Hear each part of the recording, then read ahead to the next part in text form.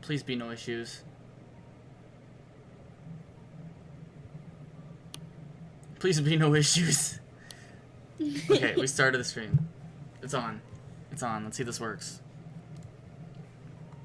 We're gonna see if this works. And if it does, I'm gonna be like really, really happy. If it doesn't, like, I'm gonna be like really, really depressed. But I'm sure I'm sure it's gonna go good. Like, I'm actually really confident about this. So, oh shit, let me mute that. There we go. Cool, we got some people going. Okay, we got some people.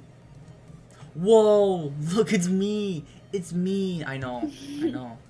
Let me actually take this off so it don't look so, like, ratchet. Alright, so, hello guys, my name is Budajit, and today we're gonna be doing a podcast. I've been wanting to do this for a long time, actually, and, I've just never gotten the chance. And, I've tried it once before where I've done, like, interviews, but it wasn't exactly the same. Like, I didn't actually call it a podcast, if that makes sense. This is my first time doing this, though, and I've really, really wanted to do this before. This might go good, it might not, and that's okay. But I want to make sure that we do this, and we make this really, really, really fun and enjoyable. So here's me, then there's my girlfriend. Tasia, say hi. Hello. Alright, so here's us, and yeah, I don't know, it's going to be different, because, again, I've never done this before, so, like, it may be really, really just cringe. I hope it's not, but if it is, let me know. Here's how it's going to work, and here's why it's going to be a little bit different. First off, let me do, like, an everyone in the Discord, but the reason why this is going to be different as a podcast is because, you know, I am going to be inviting people, but it's going to be mainly people that are from my community. I will be having different, like, people come on. Mainly what I want to focus on is, like, YouTubers and shit, but what the stream is going to be, it's going to be, like, exactly what the name says, and we're going to be focusing more on things that, I would say are personal or individualized when it comes to, like, motivation and, just positivity. Like, I don't want this stream to be something where we're just ranting about, like, oh, why this guy sucks, right? Mainly, it's about, growing and shit. An hour late? No, you're fine. The stream literally just started. Like, it just started, so, like, you're good. But let me say hi to everyone. Hello, Ishan, how you doing? We got, Joff, how you doing? We got, Friendly Lover Ren, I think I said that right. Bloodfang, how you doing? We got Ultimate Boss, we got Cake, we got Ozone. Cool, we got some people. That song was fire. Wasn't it great? Wasn't that great? I oh my god. If you guys haven't already seen that, like, check out the vid. But so yeah, it's gonna be very fun and interesting, and I hope you guys enjoy it. Did someone do that everyone yet? No, nobody did. I'm gonna do that then. So if you guys want, go into the Discord and say, like, I want to be interviewed or something like that, and you can, and we will give you essentially about, like, maybe 30 minutes to just talk, and we'll actually, like, you know, essentially effectively interview you, and we'll just talk about shit. That's really what it is, because, like, you know, that's all this is going to be. The podcast itself is just going to be me talking about just random shit. I think it's going to be good for us. I think it's going to be really good. So, let me do this really quick. Everyone, please join. This is a big one. There we go. So yeah, it's gonna be interesting. One more thing though. So, I'm gonna let kind of Tasia take it away, and maybe she doesn't know as much. I've kind of just been, like, throwing this at her tonight, but babe, if you could, can you try to, like, explain more about, like, I guess the stream itself and how it's gonna go when, like, we interview people? So basically, when we interview people, it is going to be kind of a process in which people will remain anonymous. However, they will be represented by a character. So, like you can see with me, I am a planet head. Most of the people are different object heads of sorts to promote anonymity, but still give people personality. That's perfect. That's exactly it. Yeah. Clearly the only one that you'll know and see is me, which I think is probably good. But I can change it up if you guys want, and I mean, whatever. I don't think people want that, though, and I think the reason I'm going to keep it not like that is just because, like, I want things to remain, like, a little bit more, like, insecure for me so that you guys feel a little bit more secure about it, I guess, if that makes sense. Because if you see me, It's a little bit more like, there's someone more base it off of. A little bit more like just security and like there's someone that you know.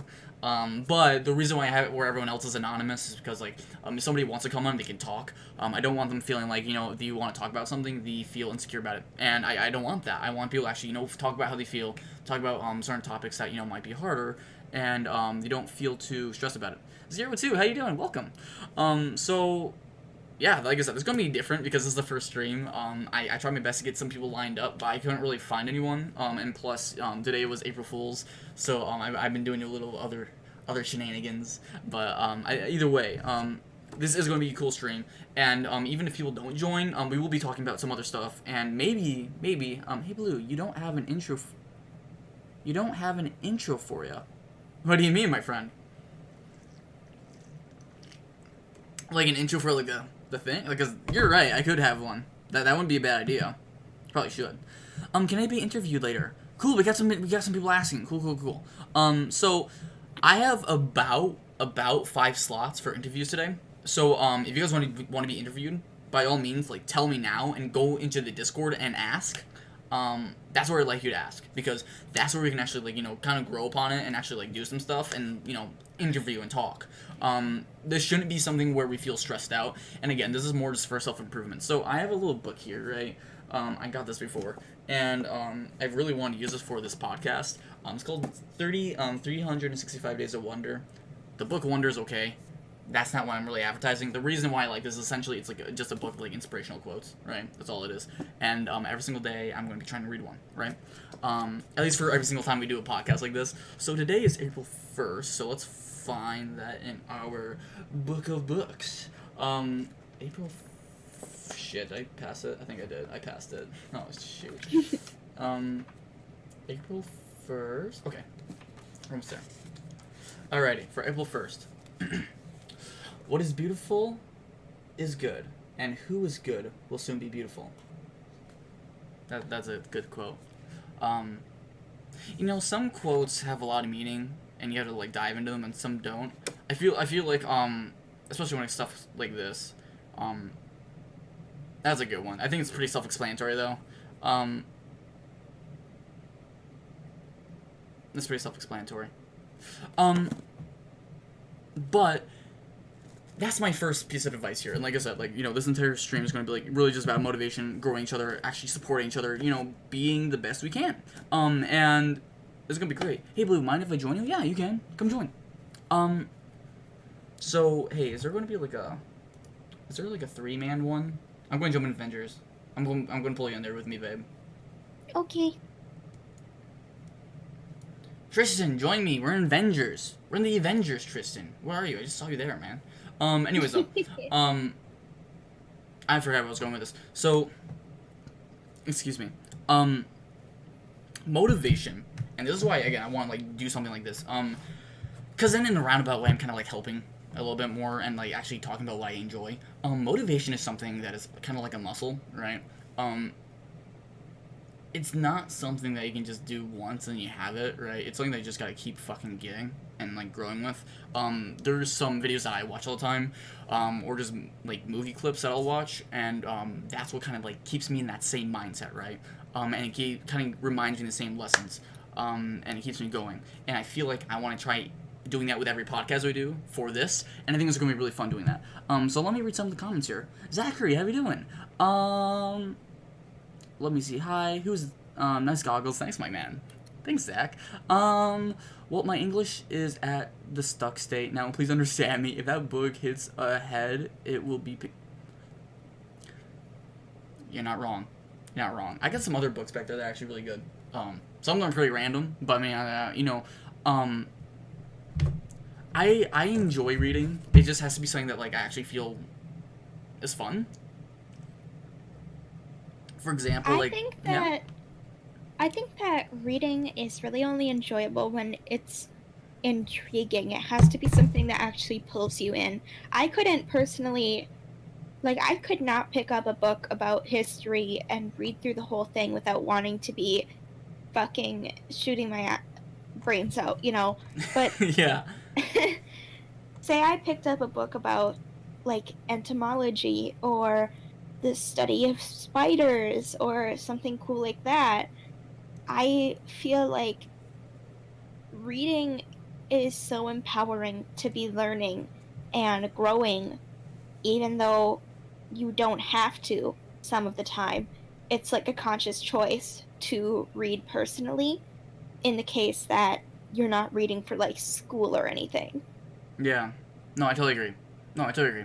I think school has really like screwed us over when it comes to learning, Oh, especially yeah. when it comes to like books and stuff. Because like, I don't think books are obviously like a bad thing. I think they're obviously like good, and that's why I'm talking about it like this now. However, like I'll give you a good example, right? One thing that really ticked me off when it came to reading was when I lived in my original hometown, right? Um, excuse me. At the end of the day, we would have this reading thing that would make us stay over like school schedule time for like our any other national school. We'd be staying for another 30 minutes just to read, and we were told it was because that's what the state required, which is bullshit. Just letting y'all know, it's bullshit. It's just because the school wanted to fucking do it because it gave us brownie points when nobody really gave a shit. I learned that when I moved to multiple other schools. We didn't have to do that. And what bothered me is like if we just stay for another 30 minutes to like study or actually like go hang out in other like homerooms, because sometimes you won't have to like read. Sometimes you could go to other homerooms, which is cool, but like sometimes you just have to read. And I was like, are you fucking kidding me? Because if you would sat there to study and actually do stuff that would like help you with schooling, I wouldn't mind that. But you just read, and it's kind of like the same thing. I'm not sure if you guys had this in like elementary school. When you went home during the summer, like the librarians try to make you like read a bunch of books, and you get like these rewards for reading. And I remember a bunch of The kids just 100 fucking book challenge. yeah, and a bunch of kids would just fucking cheat, and they just write down they did this shit, and it's like we know you didn't. I would feel too guilty if I did that, so I didn't do it because it was summer, right? I'm not gonna like fucking lie and say I did that, and I'm just not gonna do it, However, for me, when it comes to like let's say more just analog or like books with just words, obviously, I like more informational shit. So like I have this here, right, for me inspirational, but I have a book there. I have my glasses on. I'm sorry. Hold on. Let me look at it. It is called. Give me a second. I got to scoot over and look at it.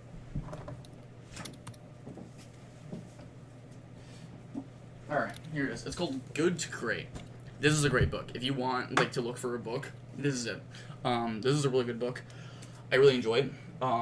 Essentially, it's more like in a business mindset, but like you gotta cherry pick when this comes to anything, and this is what I really enjoy is when you cherry pick information, right, and you use that towards different things, because then you kind of get a lead on that thing because you look at it in a different way, and you can apply those different specialties to that niche that maybe nobody else has ever done before.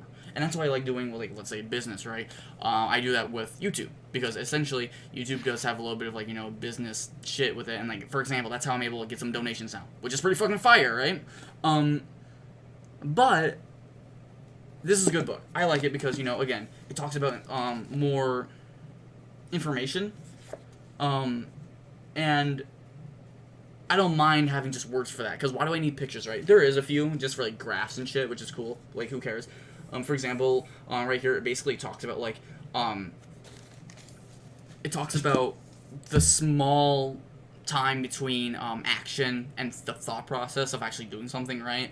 I know that's kind of random, but again, I want to like emphasize that when it comes to reading books like this, I feel like society has really screwed us over, because essentially it's like and you could say this is like with bias and like groups as in general as well. People will have you they'll push shit onto you to the point where you feel like your point isn't valid, and when people do that to you, that makes you not want to trust them or believe them even more, right? You can see the politics, right? So if like someone's yelling at you to like believe something, are you going to trust them? Probably not. Or if you do, it's going to not be of your free will. People want to feel that, and We're literally explaining the entirety of North Korea. Right? Oh my god. How you doing, my dude? You doing good? Hey, bro. Yeah, I'm doing good. Hey, Tristan.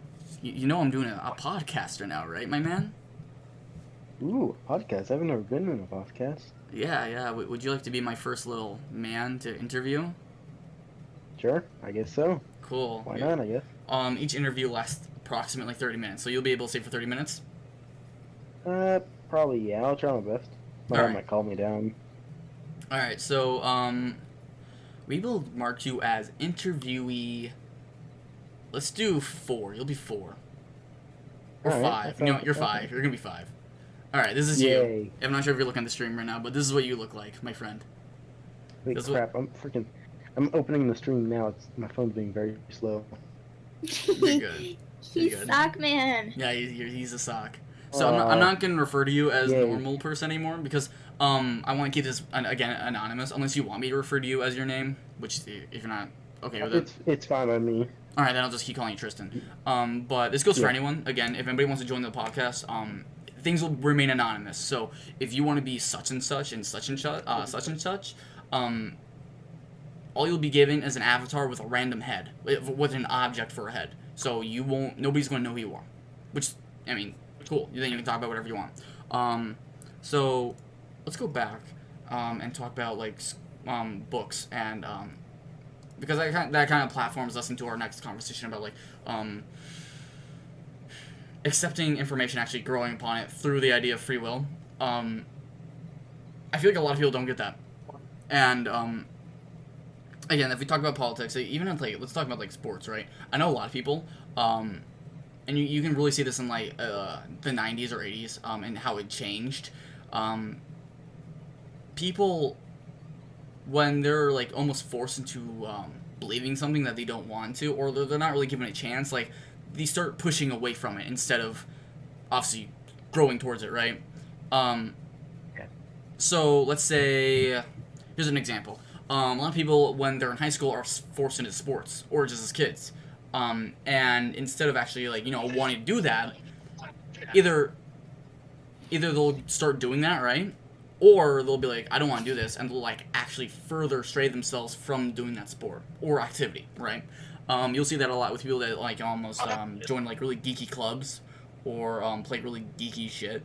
And I find that really interesting. So, yeah? Another good example would be people who grow up in an extreme religious setting and are forced into customs that they aren't comfortable with. Yeah. When I feel like a lot of people could really embrace the religion that they grew up with if their boundaries were respected.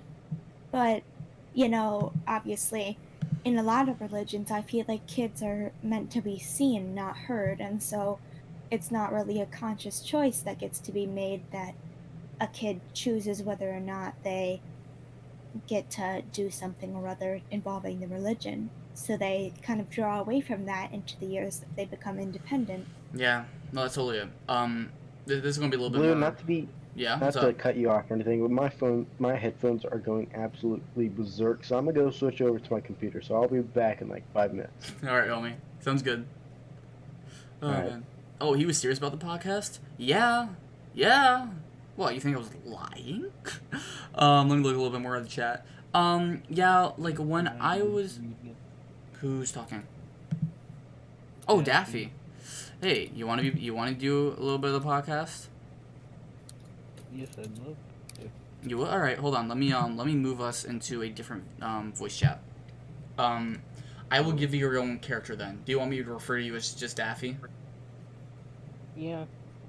Or Sewer's in here. Sewer, you can stay in here, but yeah. What's up? No, I just want to say I love the chat and I love y'all. Can I be interviewed later? Yeah, no. Do you want to be interviewed after Daffy? Yeah, sure. I'm fine with that. I just want to say I love y'all. You're amazing. Love you too, homie. No hetero. No, no hetero. No. I'm sorry. Sorry. It's okay, guys. I'm wearing socks. Oh shit. All right. No worries. So here's how it's gonna work. Really, me and you are just gonna talk for a bit, Daffy. Tasia can jump in when she wants, and where this is gonna get a little bit interesting is like obviously then you can bring up a topic of what you feel you want to talk about, right? And it can be as serious or whatever you want, as long as it's not like to the point where I guess it makes things toxic. That's the only thing. That's my only exception. So like, I don't know. Like an example of that is like, this guy really sucks. This guy, we gotta hate this guy. Like other than that, like you are welcome to talk about anything else, anything. So, I'm gonna put you as interviewee 4. You're gonna be this dude. All right. Wait. See the stream, I don't know. That's what you look like, Daffy. That's what the stream's gonna know you as. Oh,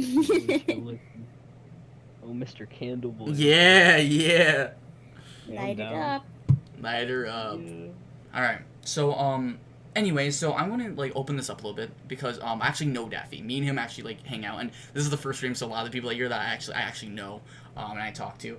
I'm pretty sure, almost 100%. I hope I'm not wrong. This is gonna be really embarrassing, but I'm pretty sure Daffy found me from Nubs rating me, and ever since then, me and him have become really good friends. I'm sorry, Blue. Am I wrong? Please tell me I'm not wrong. No, you're right. Okay, cool. No, no. Why are you saying sorry? You're good. No.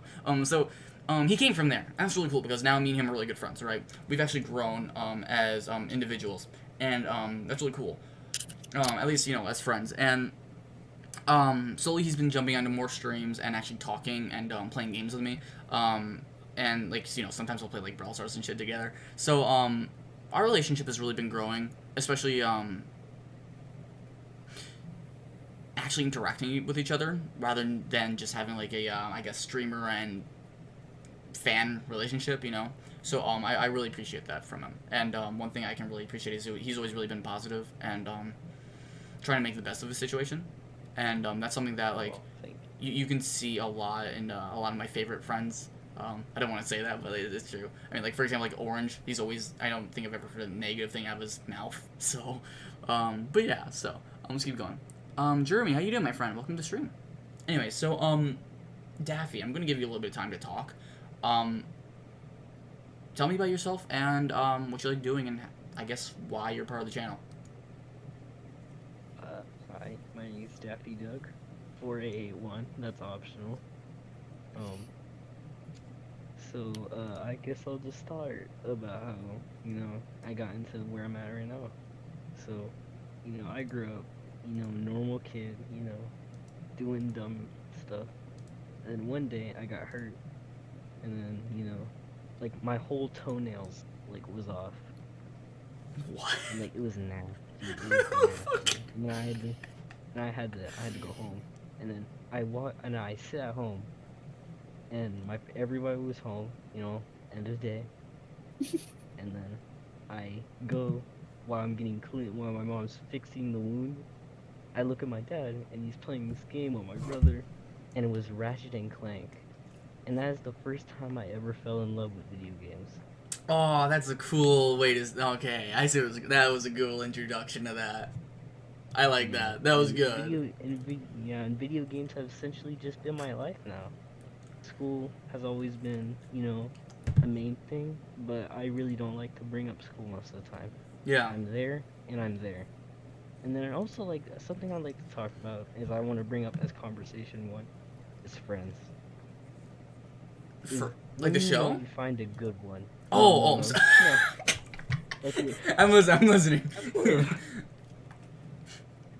No, but I'm like talking about like if you find a good friend. That's Because yeah. Somebody can be a friend for like a month and only could have done it to use you. Yeah. And I've been in situations like that where I've had a friend who I thought's a friend, but actually it's just a real asshole. Mhm. That's. Oh wait, give me a quick second. Yeah, you're good. Oh, he has to go. Okay. Well, no, so I totally agree. Before we keep going, I got Owen in the chat just said podcast, more like pogcast. Thank you. Best comment of the night, my man. Oh, man. Beautiful. Pin that somewhere. Pin it. Oh, On man. the wall. That's beautiful. That's beautiful. So anyway, I'm back. Yeah, to what I was yeah, talking listen. about. So really, it's just life has just been life, Mhm. And I've had to work with school and I had a thing, and then I first had like a group of friends that revolved around three. We all had interesting comments. We knew each other, and then this is where y'all are probably gonna flame me, but my retarded ass had to stay back in a grade. No, I mean, I'm like, not gonna flame you for that. nobody's gonna flame you for that. So Um, it was a dumb decision. It wasn't because I was failing or anything. It was because my teachers thought it would be better for me. And this is where yeah. we bring up the Yeah. saga of my lifestyle, Miss Green. That Miss Green. Is she a bitch? No, she's essentially the angel up above that made everything perfect. I've never had a teacher like that. She Well, was the technically best I teacher. did. A She long taught time me- ago. She taught me everything. And then I remember going to 4th grade and meeting my number one friend. My friend that's been with me for at least a decade, you know. Yeah. And I remember my mom telling me, going in, saying, just make a friend. And I don't care how you do it, just do it. And then I remember this kid sitting next to me. We were both sitting there awkwardly, and I just like fucking random ass anime character. Hi, my name's the name, because I'm not gonna tell you my name yet. Yeah. Yeah. Wanna be friends? And he just kind of gave me a look and say, yeah, I'll be your friend. And then that's where I met my best friend, you know, the number one. And then he introduced me to a crap ton of friends who are just friends now, you know? Yeah. More than friends at this point. That's. And then there's also been a couple other things. Like, there's been after schools, and there's essentially, I want to bring up my second life. Okay. Which I like to call it. So every time before school, I got dropped off this little aftercare and before care. So after school and before school, I go to this one place. It's called East Hill. And it was kind of an opening between two things. One, a separate life, meeting a bunch of new people, and how, you know, my boy God, how I learned about my boy God over there. And I've met a lot of people, and then like the chaperones, I got really close to them personally, and they were like we were like a family. And that family got separated due to COVID. So And then you're it's telling just- me, like, you guys are still like, you know, good on good relations, right? Mhm. All right. And So they were kind of there. what about your They friends? were just- What about like your other friends you're telling me about? Like, do you still have good relations with them? Yes, I still have a good relationship with a lot of friends. I know a lot of my friends. I play with them every day. That's We good. chill That's out. really good. We hang out.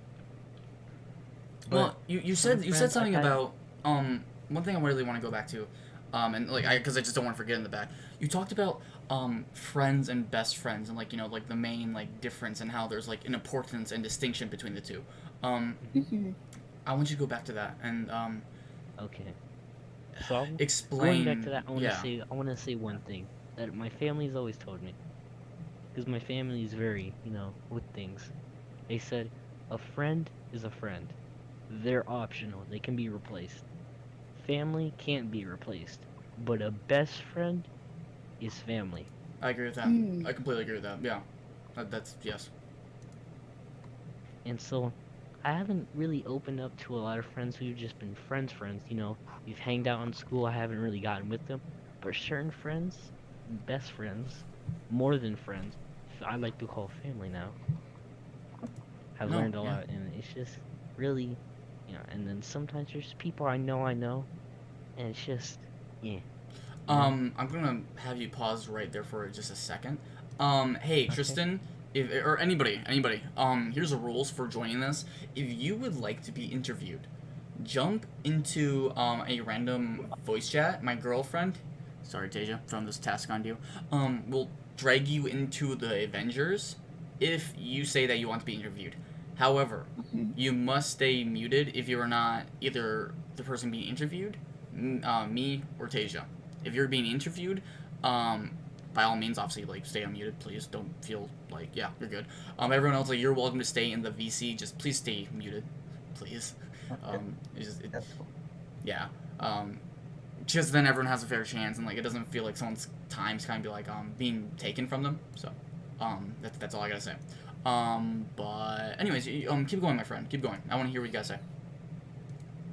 So I'm just gonna scoot friends aside for a second, and I'm gonna go to relationships, because that's shit. I don't know. Oh shit. So how it worked for me, my thing's been very bland. Like, I Okay. played house with a girl when I was in kindergarten, and that was just kind of it. Proud of you. What the fuck?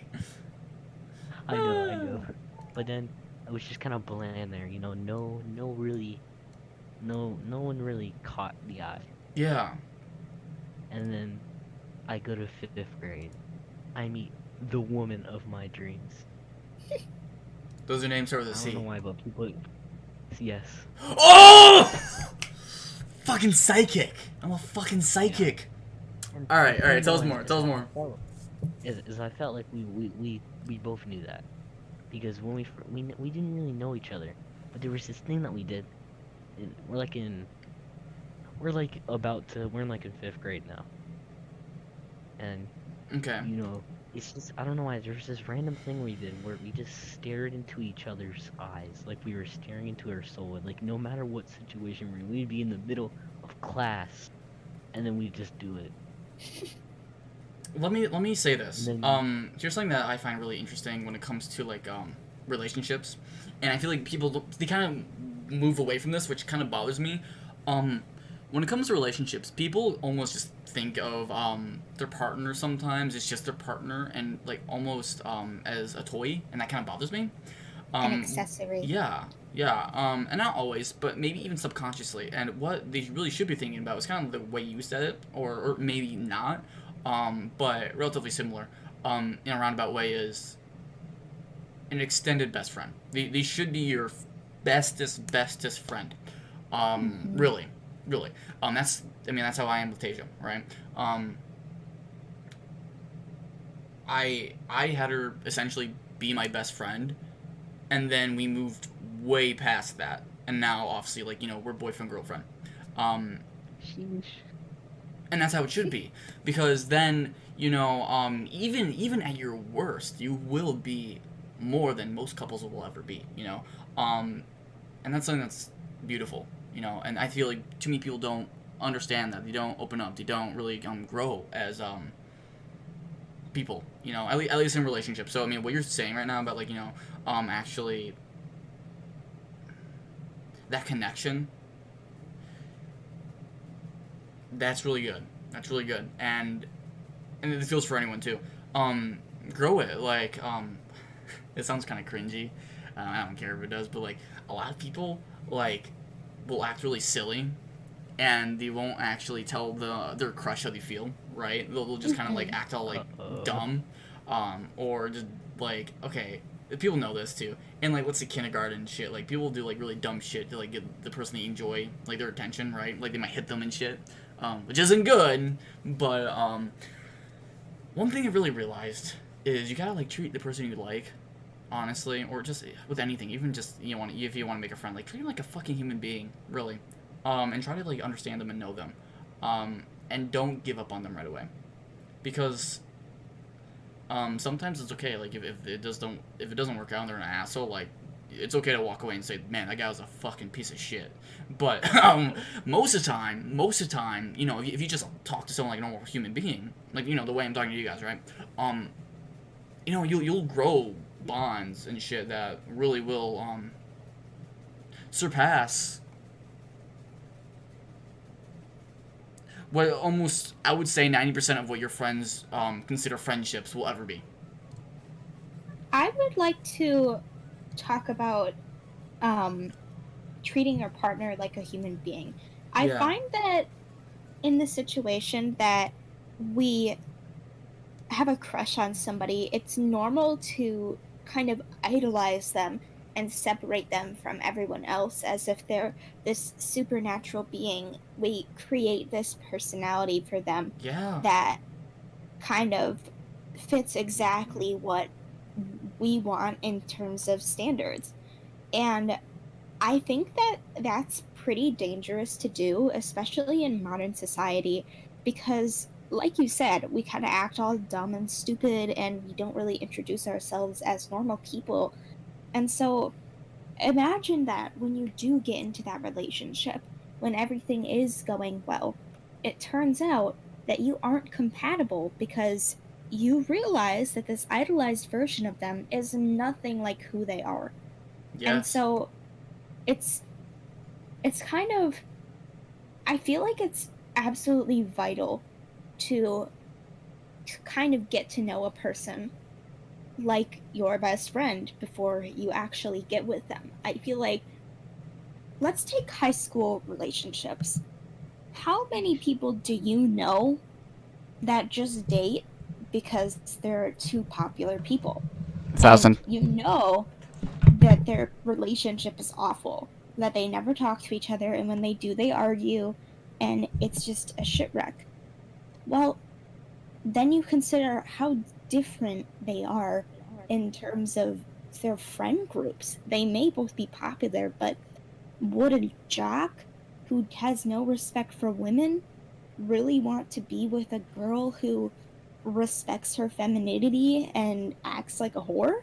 You know what I mean? Yeah. Yeah. And so Did you just say vibe? Did you just say fucking vibe? same. No, I said, oh god, because we're getting deep into this. Oh. No.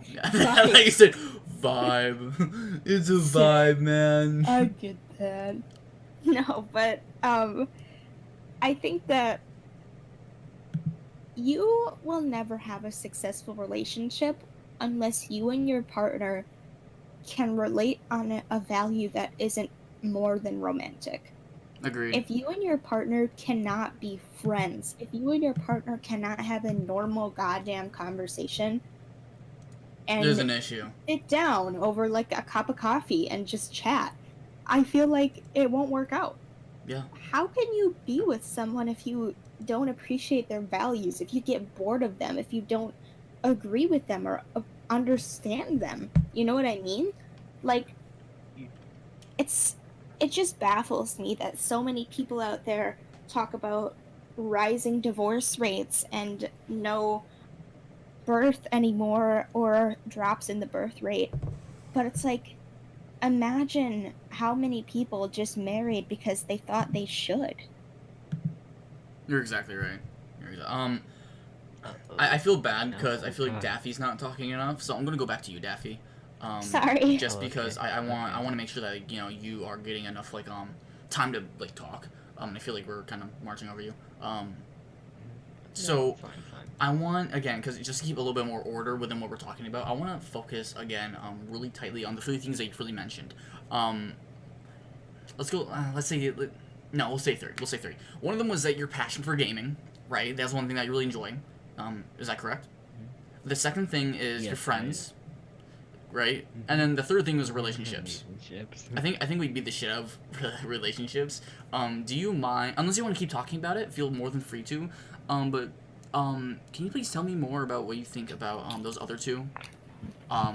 Gaming and friends. Yeah, because I feel like you have a lot to say about that. Unless you don't. Like I said, if you want to go back to the old point, you're more than welcome, because we're here to listen. Alright. I'm gonna do that, but first I want to sum up relationships to how Yeah. for me. Go for it. So once again, this was kind of like, it was fifth grade, everybody's trying to do everything, and once again, I knew this woman at a friend person level, but once again, we all talking about, I hid it. I didn't really I hid the relationship, because I thought that was cool. I thought that was what I was supposed to do. Yeah. And then, one day at lunch, one day at recess, I'm getting shoved over into the side of the playground, and I see all the other girls shoving over this one woman that I liked, which was the woman I was talking about. And then we both get sat in the corner while everybody in our entire class is sitting and watching us. And I really don't know what to say. And then they're over here telling me like, what do you think about her? And then me trying to hide it, I said, I think she's cool. She's kind of cute. And then once again I hit it. Throw in a blender. Oh, and then I hit it, and then here's when it gets hard. Here's when it gets hard. Okay. My homie, my friend, smashed her, bro. Oh. No, and I don't mean like that. I meant like they started dating. Oh. And then Okay. I kind of Cool. sat there and I That's- was like, okay. damn. If he I was actually. gonna be No, a little uncomfortable there because it was 5th grade. Yeah, I know. If I'm they joking. actually, That's if they funny, but- actually, I was gonna be like, yeah, step the fuck away from that. But if they didn't, like, yeah, no, they're fine. And It's not a then, biggie. like- I won't worry about that. They started dating, and then I was like, I had this period where I was like, damn, he ain't my friend no more. And then once again. Wait, so you I'm gonna talked take about it this- with him, right? Oh no, yeah, we talked about it a couple times. So And then- hold on. So effectively, he did that a little bit behind your back. Yeah, Yes. kind of.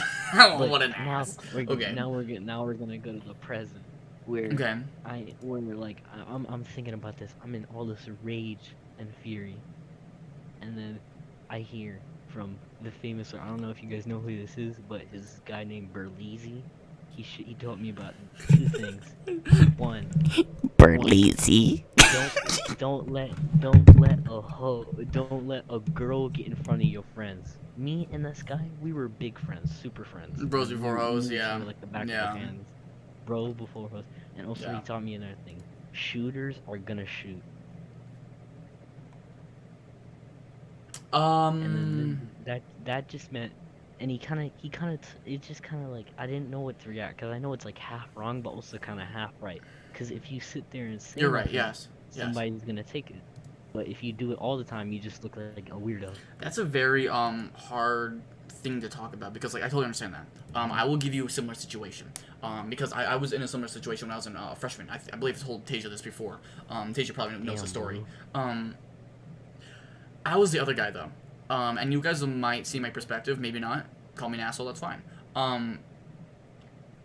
So my best friend at the time, we'll just call him James. I don't really want to give away his name. Me and him really hanged out a lot, and there's this one girl. Her name, we'll call her Bonquisha. Chelsea. Chelsea. Good, thank you. Chelsea was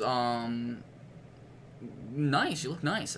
But She we she was really nice to us, and we actually we thought she was nice, good person, whatever. We wanted to like hang out with her, and I remember Jimmy was like, "Oh, but I like her, so you can't hang out with her." And then I was like, "Okay, that's fine, understandable, right?"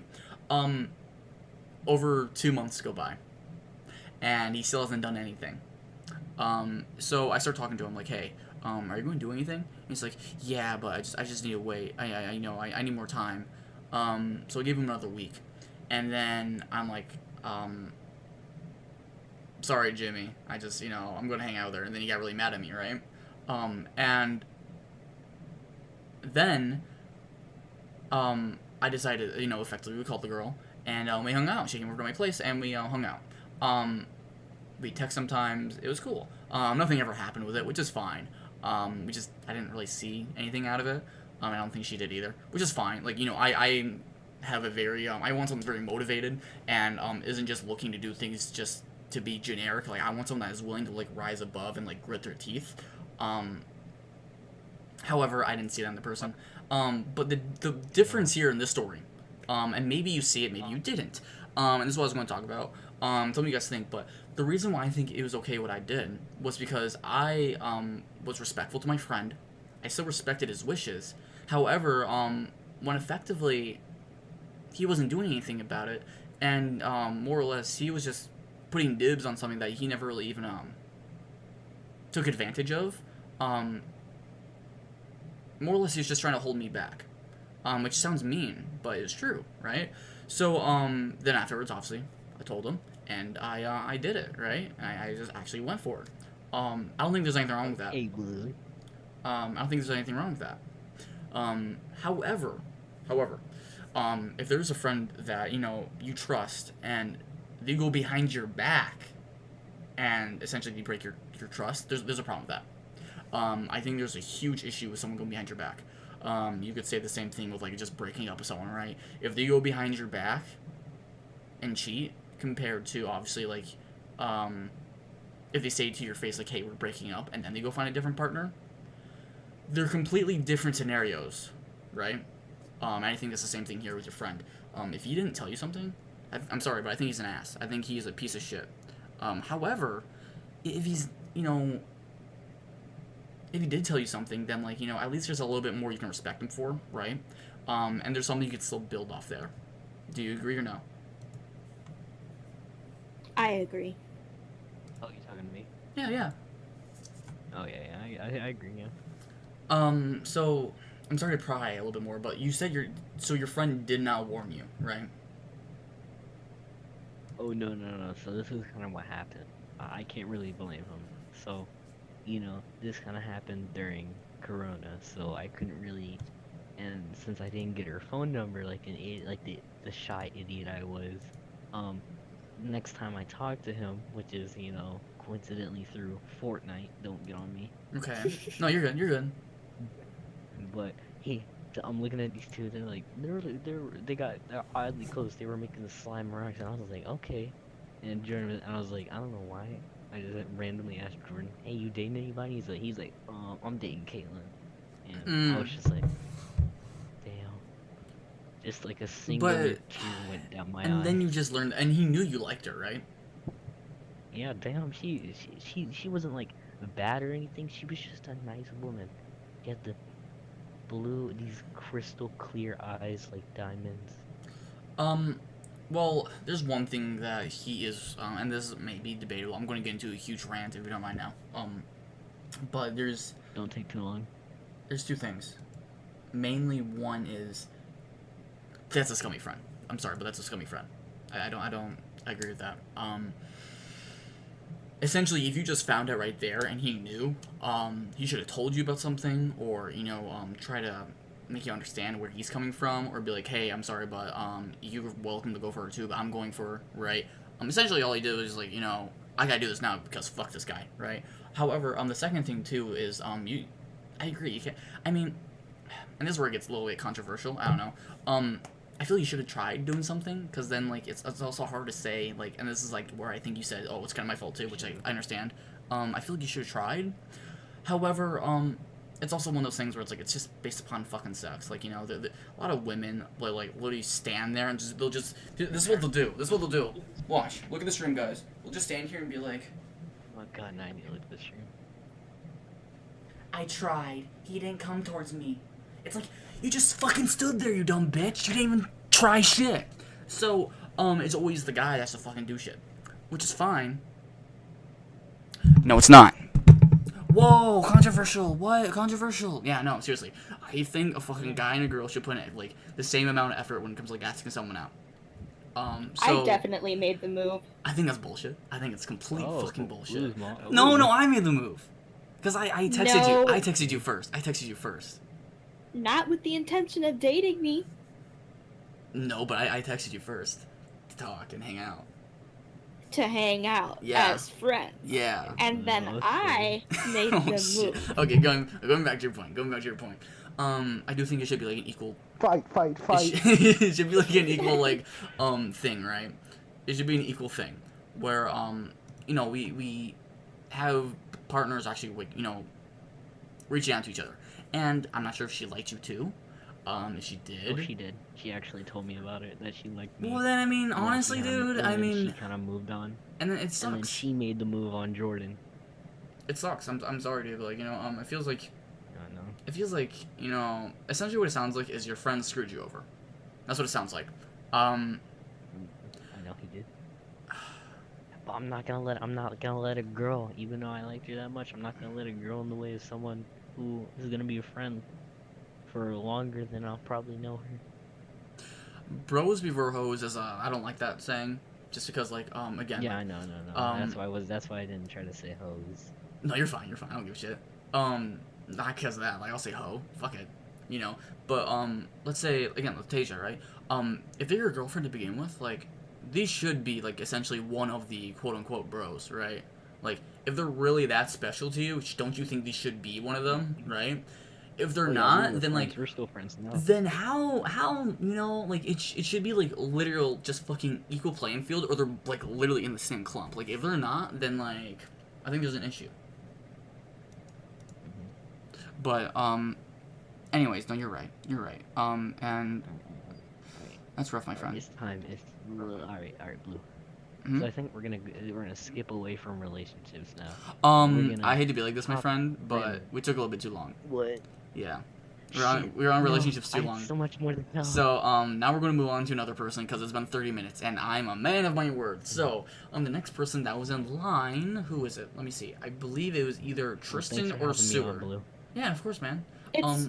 It was I me. think I it's called Tristan dibs. and then Sewer. Oh yeah. Oh yeah. No, Tristan was first. Yeah, my bad. Tristan was first. Okay. I mean, I trust you guys. Yay. Alright, I'll say, Go ahead, Tristan. Daffy, thank you for your time. It was amazing talking to you. And, hey, if there's a slot open next stream for a podcast, like, feel more than... yeah. Seriously, like, I'm feel more than coming welcome. back. Because, like, we can talk about this again. And, like, I'm really Because enjoying the this. homie got his heart broken. He wants to talk about it. Oh, hey, Wait, Tonic. I'm sorry, just to say this in the chat, I'm sorry that I'm not saying hey to everyone that comes in and, actively talking the most. Again, I want this to be a good podcast that, actually, you know, am addressing things so that people coming back and watch it, you know, they actually get some value out of it. So, let's go to Tristan now. Hey, Sewer, your mic's on. Oh yeah. Sorry. Can I just say something real quickly? Yeah, what's up? You know about the girl just standing there like I had to do it to impose and just like I tried. Listen, we are shy as fuck. I literally had a crush on a woman for like 2 years and she came out to me. We're shy. That's all. No, I understand. I mean, like, that's a hard thing, too. And, I'll get into this point before I even start talking or interviewing, Tristan, just so we don't eat into his time. And this is where it gets really hard. I have almost all the time in the world, so... you can do your little monologue. I'll just sit here and wait. It's Thanks, fine. No, man. we can go with that. We can go with Tristan right now. It's alright. It's alright. We can go on my time. So, it's fine. Don't worry, guys. Don't worry. Just, like, when I start talking to someone, though, like, I start, like, a 30-minute, like, timer, essentially. So, like, don't worry. Just, I'm just doing my monologue. It's not gonna count against anything. So, don't worry about it. Anyways, though, there is an idea that I think is probably one of the most important things that I will discuss right here and now, and I'm gonna, like, just keep honing it in. When it comes to motivation to do anything or getting anything done, what you want to usually do is find the most amount of quality within these two attributes, which is thinking and doing, right? Now, obviously, if you just jump into some shit and you're not actually thinking about it, that's a problem, right? That's just a dumb fuck thing to do. And if you just think about it, you're never going to get shit done. Like, you're just sitting there. So, you know, you gotta balance the two. However, when you're doing the two, because everyone does both, you have to, right? Unless you have, like, some medical conditions, which, like, that's understandable. However, there's always the two, right? You think, and then you do. You think, you do. And it's just this repeating process. What you want to do is you want to start shortening that time as much as possible. And people have a problem with that, and that's where procrastination comes in. Because you fear doing that thing, because of how agonizing it might be, how painful it might be, how just boring it might be, right? You fear it. And you want to shorten that time, because once you actually get into it, like, it's almost like you're just used to, like, you know, just swimming through the cold water. You're just used to it, because your body's just heating up to it, right? You're doing it. And that's okay, it's good. And that comes to anything. I believe that, you know, you gotta think about doing, because, the biggest thing when it comes to life is, I feel like I would rather be the person that decides to do something, right? And, how do I say this the best way I can? If there's two realities when there's something I want to do, right? I would rather wish, I'd rather feel a little bit sad that I did something than regret never doing it at all. You know? Because at least you tried. At least you gave it effort. At least in the end you can say, I did this, and I may have not succeeded, but I still did it, right? And that's more than anyone, not anyone, but a lot of people can ever fucking say in their lives. Really. Really. And just by that, you were defeating 99% of the entire fucking world. Now where does this come into everything? Well, how does this matter? Well, when it comes to relationships, a lot of people don't do it. They just pussy out. And again, this goes for women and guys. Now, the reason why guys are pressured into it, because like they have to. It's a social expectation. Yes, it's a social expectation. I think that's bullshit. Especially in an age now where it's like, oh, well, it's okay to be this kind of feminist. It's okay to be accepted for I don't know, this gender identity, right? Fine. However, there still are a lot of issues that nobody looks at, or if you discuss it, then you're just simply wrong, and I don't think that's okay. We need to fix that and close the gap. So, my point is, this goes for anyone. I don't care what side of the coin you are. Grit your teeth, and if you want something, try and do it. Because you might say you're going to do it tomorrow, but I promise you, don't take a break. Do it. Do it today. And if you need the break tomorrow, if you need it, then do it. Then take the break tomorrow. But do not take the break today. If that thing comes in your head, do it today. Because then, by tomorrow, if you still need that break, you can take it. But if not, then you can keep going then. And that's probably the best advice I can give for all these streams. I will be emphasizing that more and actually getting more in depth, but that's what I want to talk about. So, great. Tristan, how you doing, my friend? Sarah, I was watching YouTube, but I haven't. You're good, my friend. So now I'm going to do an interview with you. You don't mind if I call you Tristan, right? Yeah, I'm fine with that. All right, cool. So By this time, you've already said it so many times. I'm pretty sure everybody already knows it. So. Yeah. Introduce yourself. My name is Tristan Afer. I'm freaking young. I'm one of the larger people on this little group we've made. Okay. We're still listening, dude. Keep going. You're good. Sorry, I've never been in a podcast before. My palms are sweating because this is actually quite nerve-wracking. Don't worry, I can make it easy for you because like some people like just talking, some people don't. If I can help you out a little bit. So tell me about some of the games you play. Oh, I like playing Fallout 4. I have every game in the Fallout franchise, including Fallout Tactics, which doesn't even work. It just crashes my computer. I like TF2. I like Gary's Mod. It's a shame we haven't played it yet. He loves TF2. Yes, I really, really love TF2. I have the entire Half-Life franchise. I have a bunch of stuff. I even have one of the older games I've ever played. It's called Area 51. It was for the original Xbox. It was a really good game. It's really dated now, but it was a good game. Can you discuss how we met? Well, you see, it's a long story. So it started off with me. I basically just got my computer, and I decided, hey, I got TF2. Why don't I go play on a weird server? So I see this Slender server. I decide, screw it. I might as well. So I play it. Lo and behold, guess who's on the server with me? It's not anybody but Blue. And lo and behold, he's streaming. So I decided to both join the stream and join the Discord. This was when he was still streaming on Twitch, mind you. Yeah. So, yeah. It's been probably a year now, hasn't it? Yeah, it has. That's crazy. That's fucking crazy thinking about that. Yeah. Really cool. But yeah, we soon learned about each other. We basically instantly became friends. Yeah. It was, and I've been doing my best to try, to at least try to help. Like, I am young, so I don't even have a job yet. I'm in 8th grade right now, so yeah. I'm really freaking young, so I'm going to have to really start getting my game up. Probably gonna have to get a freaking job at McDonald's just to get money. My own money, that is. I've been leeching off my father for far too long at this point. Leeching. What I have. I feel like it's hard to describe it as leeching when you're young enough to be in school. Like, It. it is a parent's literal entire responsibility as a parent to care for their child and support them and give them everything they need in order to succeed in life.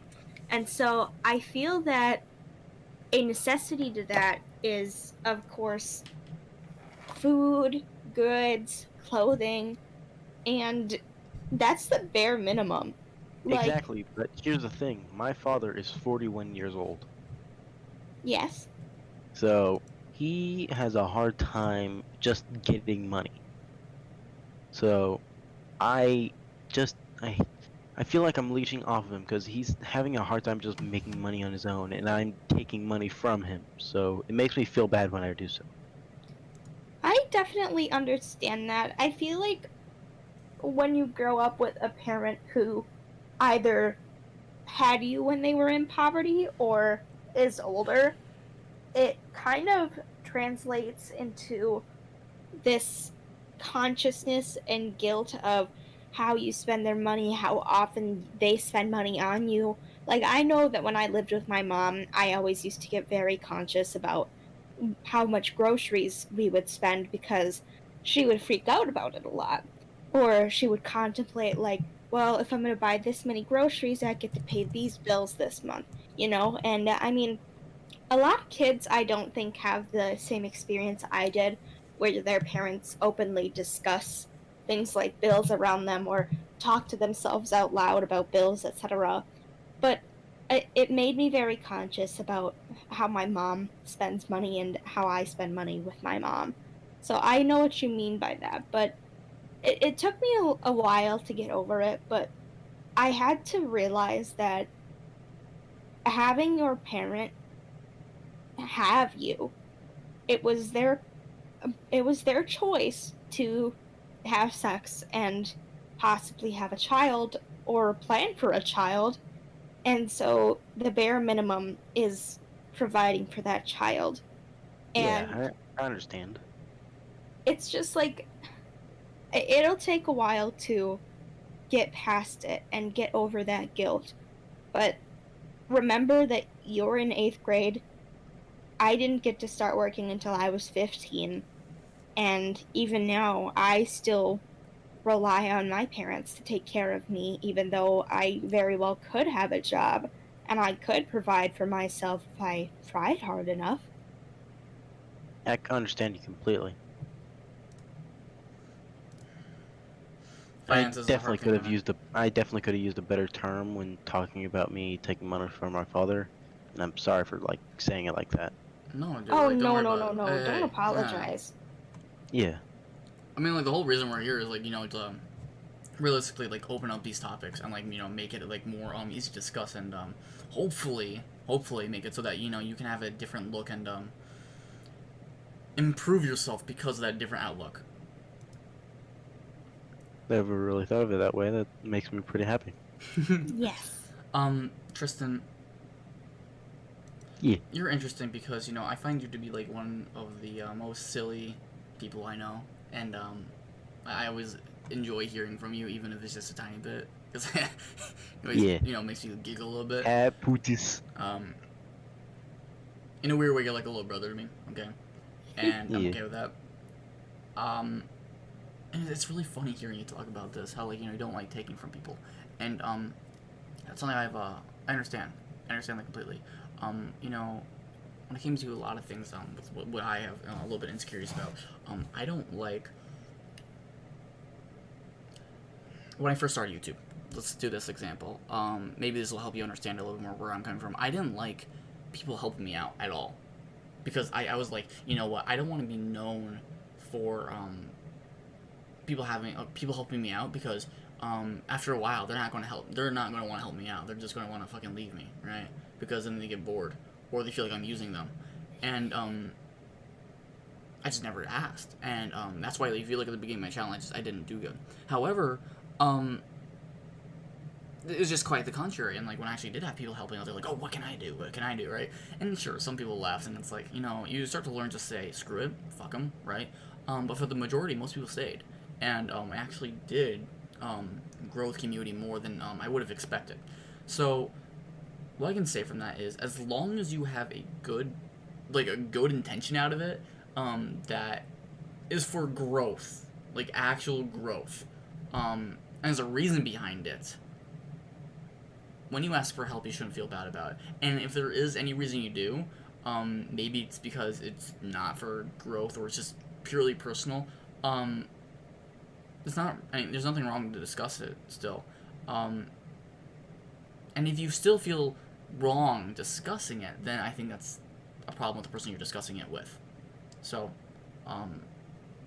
you shouldn't feel insecure about that shit. Yeah. I agree.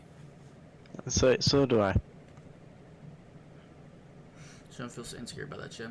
But tell me a little bit about that. Like, let's say you did have the power to do that, right? What would you do? I'd do it. I'd help you. I'd do my best to make this No, not thing like that, grow. silly. No, I mean, like, you said you're talking about money and your father, right? If you if you like, hypothetically, if you had all the money in the world, right? Or let's not do that because let's not give that outlandish shit. Yeah. Let's keep it real. Let's say you had an actual opportunity to make a good amount of money. I'd take it. What kind of opportunity would that be? I mean, like, what kind of opportunity are you currently looking for? I'm looking for something that can give me enough money to both aid my friends and aid myself. I want to help people. I want to make people laugh. I want to make people smile. It makes me smile. It makes me happy. That's one of the main reasons I want to be here, because I've never been a part of a group like this. Really? Yeah, I've never had a group like this. This group is something special. I know. That's why I'm still here. If I don't even know what I would do if I had to leave. Like, that's how influential this is to me. This place is amazing, and that's why I just love it here. Thanks, man. Who does a fucking dislike? What a fucking cuck. Dude, this motherfucker's talking about... This guy's talking about how he feels, and this motherfucker just fucking dislikes, like, right as he says that. Like, that kind of bothers me. Like, fuck you. What a douche. Anyways, we are getting close to that time. Is there any last topic that you'd like to discuss, Tristan? Well, I'd like to talk to you about something. Yeah, what's up? I've happened to notice that you have a bunch of ideas, yet you never go through with them. We should really go through with one of those ideas. Like, remember the music video idea? Yes, I wanted to. Yes. And then there was the what was it called? There's the SMP. Yeah. Yeah, there's a lot of stuff. There are a lot of ideas that I've been trying to finish up, and you're completely right about that. I'm glad that you called me on that. You're completely right. A lot of them I get done. Not a lot, but I get a good amount. But that's what I'm talking about, right? That's for me what I gotta get done. With that idea of that time versus action, or thinking versus action, and getting that down. When you have a lot of things going on, or even if you're just stressed, like, it's hard for you to focus on things. And if we get out of this, right, let's say there's one video we did where it was like the anime waifu tier list, right? That's what we did. People were like, oh, I want this. And I decided to buckle down, and I sent it out there. And it may not have done amazing, but I still did it. However, everything that I do takes time. And it's hard to do alone. And that's with, like, there's so many things that you guys would not believe how many videos I've just had to scrap that were just amazing. And it goes with anything, right? It's like artists and comic drawers or whatever, right? Like, you have all these, like, rough drafts and you have to throw them out. And sadly, a lot of good ideas have to go too, just because of, like, time constraints. I'm trying to find, like, some other shit that I did that was amazing. But, like, for example, one thing that I pushed through with that, like, I almost missed out on was the video with me asking Tasia out to prom when COVID essentially, like, just hit. And Oh shoot! I actually watched that video. I think. that was one of the best videos ever, because I gritted my teeth. I'm like, I'm going to do this, right? And I wish I could do that again with these things, but again, just it depends on like how much support I have and everything else, right? So if anybody would be willing to help out, or if anybody else would be willing to help out me and Tristan, because I'm sure Tristan would like to help out, I would love to do. Yeah. I'd love to continue with the SMP, and I'd love to continue with or I guess finish a music video and shit, because I did have ideas, and with especially the SMP, like me and Jelly like stood up for hours just working on that shit, and I feel bad because like I never did anything about it, so yeah, it's sad, but I do want to do something about it. I do, and I do have a lot of ideas for things I just, because I've overthought it, or just because, you know, I've just something else that came up, and I'm like, I gotta push with this, right? You had so many Yeah. ideas, you have to push the old ones away. So here's what I will do, and I think I'm glad you said that. What I will do is I will make a small little blog, or a little community post, or I'll do it even in the Discord, and I'll bring up all the things that I've decided to put off for just like videos, right? They're on the back burner, and I will let you guys vote on which ones you want, or which one you want, and I'll do that one. I'll focus on that one, right? And then I'll upload it, and then we can move on to the next one, right? Yeah. I think that's a pretty good idea. I think it's a really good idea. So. All right. Okay, back to the past. I still want to make that music video. I have no clue why, but this has been in my mind for so long, ever since you brought it up. I want to make that music video. Yeah. Yes. Well, Like I have so much freaking add-ons in Gary's Mod that we can use that would basically fit perfectly with the music video. it's hard for me because like I was close to finishing, or like, you know, actually making a music video, and then just it fell through because like I wasn't able to edit things the best, and the instrumentals in the background didn't sound the best. If I had It someone doesn't actually, need to sound perfect, bud. It was basically a big crap post. It doesn't need to sound good. yeah, It would but I just want be to sound funny decent. to watch. I just want to sound decent, and it didn't. Plus, like, even making the video itself would have taken a while, and it was just us, which we could have gotten it done eventually, but again, like it would have taken like fucking forever, and that's why That's fine by me. So I just we would need help. being We able would to need hang help, out is with what I'm you. saying. Somewhat We would Gary's need Mod would have help. been amazing. But yeah, that'd be cool though. I if you actually want to finish up and do a music video, I would not be against that. I would not be against that. Frick, yes. Because it would be funny, especially since I just did this April Fool's. It'd be cool actually making a music video right after that was real. That'd be cool. Yeah. Yes. I would not be against that. Anyways, I'm sorry to inform you, my friend, but your time is up. Oh no, I must go back to the far lands. Yes, my friend, I'm sorry. But I'll tell you what, it was really amazing hearing from you, dude, and it was great doing this little interview with you. Jason? Oh. Sorry, I hit my keybind and it wouldn't let me press the keybind again. You have, I'll give you like 30 seconds. Give me your last message. Give me your last... Yeah. This freaking platform has been so influential to me. I just love being able to hang out with people like me, who like me, and are like me. I just feel like it's amazing for people to just come together and work together. People who like each other. People who want to work together, you know? Yeah. Yeah. Well, I guess my time's up. Alright. It was awesome hearing Off. from you, my friend. Off to Neverland. Off to never ever land. Perfectly cut scream. Alright. Anyway, so we're gonna move on to our next contestant. And this person is actually relatively new. I have just met them.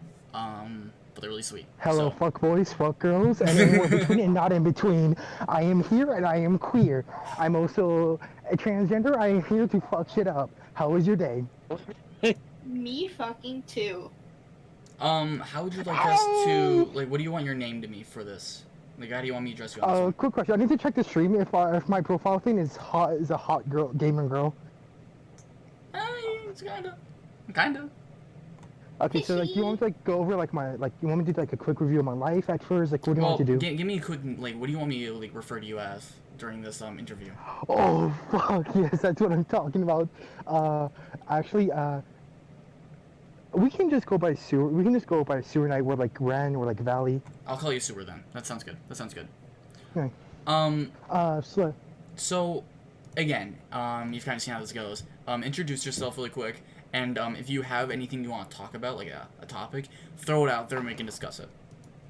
Well, I'll quickly go over to my life. So, during my elementary years, I'm gonna be honest. I was never a social kid. I kid you not, I never had a single friend until I met Lillian, and I was 14. Yeah. I kid you not. Yeah, you could call the custodians at the school friends, but I didn't really know them well. Okay. My life early on was basic. I was a humongous gamer. I've always been playing games since I was like 5 or 4. Yeah. Until middle school, I joined Discord, and in this server, I met someone called Lillian, who is now my girlfriend. We talked and all that, and how blah blah. I'm sorry, I'm not really good at talking and all that. I've only started getting, social. Yeah. Let me go. Anyways, I met Lillian, and then I met other people on Discord. Then I moved to Twitter. A lot of stuff happened. Lot of stuff. And then I went back to Discord. Had a humongous 6-month break during my 14th birthday, to my like middle 14th. January until October. Mm-hmm. So I just jump around a lot. And then my life, I forgot how it's like. There's some people in my life I've met who like really changed my life. There's Sato, an artist. You probably heard of her on Twitter. Yeah. She does like chibi art and all that. Lillian, there's that. There's Enki, the white dragon. Okay. Who's like a dad to me. I don't know these people, but I'm listening still. Like I'm learning. Yeah. And then there's Lucy, and then there's other people. Okay. Who've really changed my life. Because of them, and also because of family stuff. Yeah. My family's not good, especially my dad's side. I've kind of,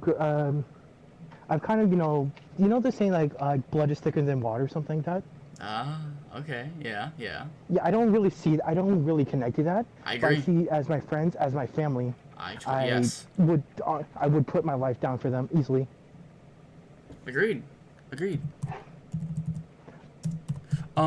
You're bringing up some really good stuff, and I'm really glad that's like how you jumped into this. Very energetic and ready to actually talk about like I would say rough topics. One thing that was already brought up before is how in a roundabout way you already said this, but more in a You disconnected. Huh? Oh, sorry, you were disconnected for a bit. What were you gonna say? One of the things you really talked about was family and friends, and there is a huge notion really that people, their friends are not as valuable as family, which sometimes it's true. Like sometimes that really is true, and you really gotta like be able to like put large you gotta put a lot of time into your friends for them to be at that level, because a lot of times like I'll be honest, like they're not, and it's sad, but the best way I can describe that is if your friend actually would if you said, hey, I need you to help me out and like come to my house right now, like it's an emergency, if they would actually come to your house, I would say it's a good friend, easy, or help you out in that kind of way. That's like a really that's a real good friend. That's like family level, right? And I think that's also what you call family too. If you say, yo, I'm having issues and your family's not willing to do that for you, I'm not sure that's family. So I think you gotta like really what it is you gotta set a bar, and if they reach that bar, they're there. If they're not, then they're just fucking not, That's really what it is. Yeah, because I have only like 5 friends I would call family. There's my girlfriend, Lucy, Sato, Enki, and I think there's one more. I forgot their name. I can't think right now. But yeah, there's only like 5 people I would honestly call family. But the rest, my friends are still really much important to me. No, I get it. I understand, yeah. I get it. Is there anything else that, like, is there anything, like, a topic that you are, interested in discussing? Or you want to, like, hear some output? Anything on your chest? I don't want to go. There's one thing, but I don't want to really go there because it's really, really heavy. If you want, we can, but if you want to be more vague about it, we can try, like, beating around the bush. Let's. Have you heard of Dang and Mandy? No. Well, watch out for them. That's all I'm gonna say. Dang and Maddie. Dang and Mandy. It's like a Danganronpa user. You know Danganronpa, the game video game? Yeah, I like that game. I love that game, actually. Yeah, just watch out for the community, especially her. That's all I'm gonna say for now. Yeah. I will give you more infos in DMs if you want to know more, but that's all I'm gonna say for now. Interesting. Is it, like, something, like, related, like, just, like, very toxic? Again, be vague about it, like, I was 14 at the time. Interesting. They were like, yeah, it was only online, so Like I like, said, at least you I'm don't not. you don't have to, like, say too much, but, like, essentially, like, was this person manipulative? Was this person... You can definitely say that. Like, when I say broad, like, you can be very broad. Like, you can be so broad as to not say the person, say what happened. Like, you can just, like, be like, this person was manipulative and this happened online, and we can talk about that. Like, literally, you can talk about like anything, and we will discuss it with you. So, like, feel free. Like, anything. Do you like fighting games? Yes. What is your favorite fighting game? It is called Guilty Gear Xrd. Shut the fuck up. Shut the Yeah, fuck dude, up. I love that game. It's fucking awesome. Yeah, isn't it sick? Yeah, I don't know if you can hear it, but I'm jumping. I'm literally jumping. I love Guilty Gear. Nobody knows it. Nobody knows it. No, I don't. I have it on PC, but I love it. I only have XX Plus R on Switch. Did you know the do you actually listen to the soundtrack? Because, like, I have that on my Spotify, and it's, like, fucking sick. It is so gritty. Mwah. I can give you my SoundCloud right now. Oh my god. But no, yeah, I love that. Why do you ask? Just because I just don't want to talk about Mandy anymore, because the mood here is not that serious enough to talk about her. So I want to talk about something else. Well, that's understandable. If that's what you want to talk about something else, it's totally understandable. However, I mean, the whole point of this stream is so that, again, we can have positive vibes, because we are able to talk about deeper shit and, understand each other and, get to that, because sometimes in other ways you're not allowed to. There's other platforms that just kind of, like, restrict that, and obviously you can't come to the stream and say the N-word, but what I am saying is, like, you know, if there is something deep like that you're interested in talking about, there's a community here that is willing to help be there for you, you know? Okay, I will say it. Just give me a second. Grooming. Oh, shit. Okay. Yeah. Yeah. Give me a second. I need to breathe for a second. Hey. Okay, let's do this. Okay, anyways, about Guilty Gear. About that Guilty Gear. I love that.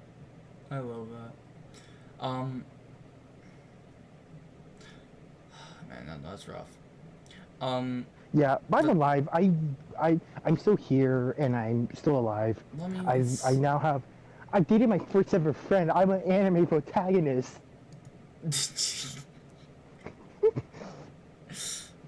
Well, I mean,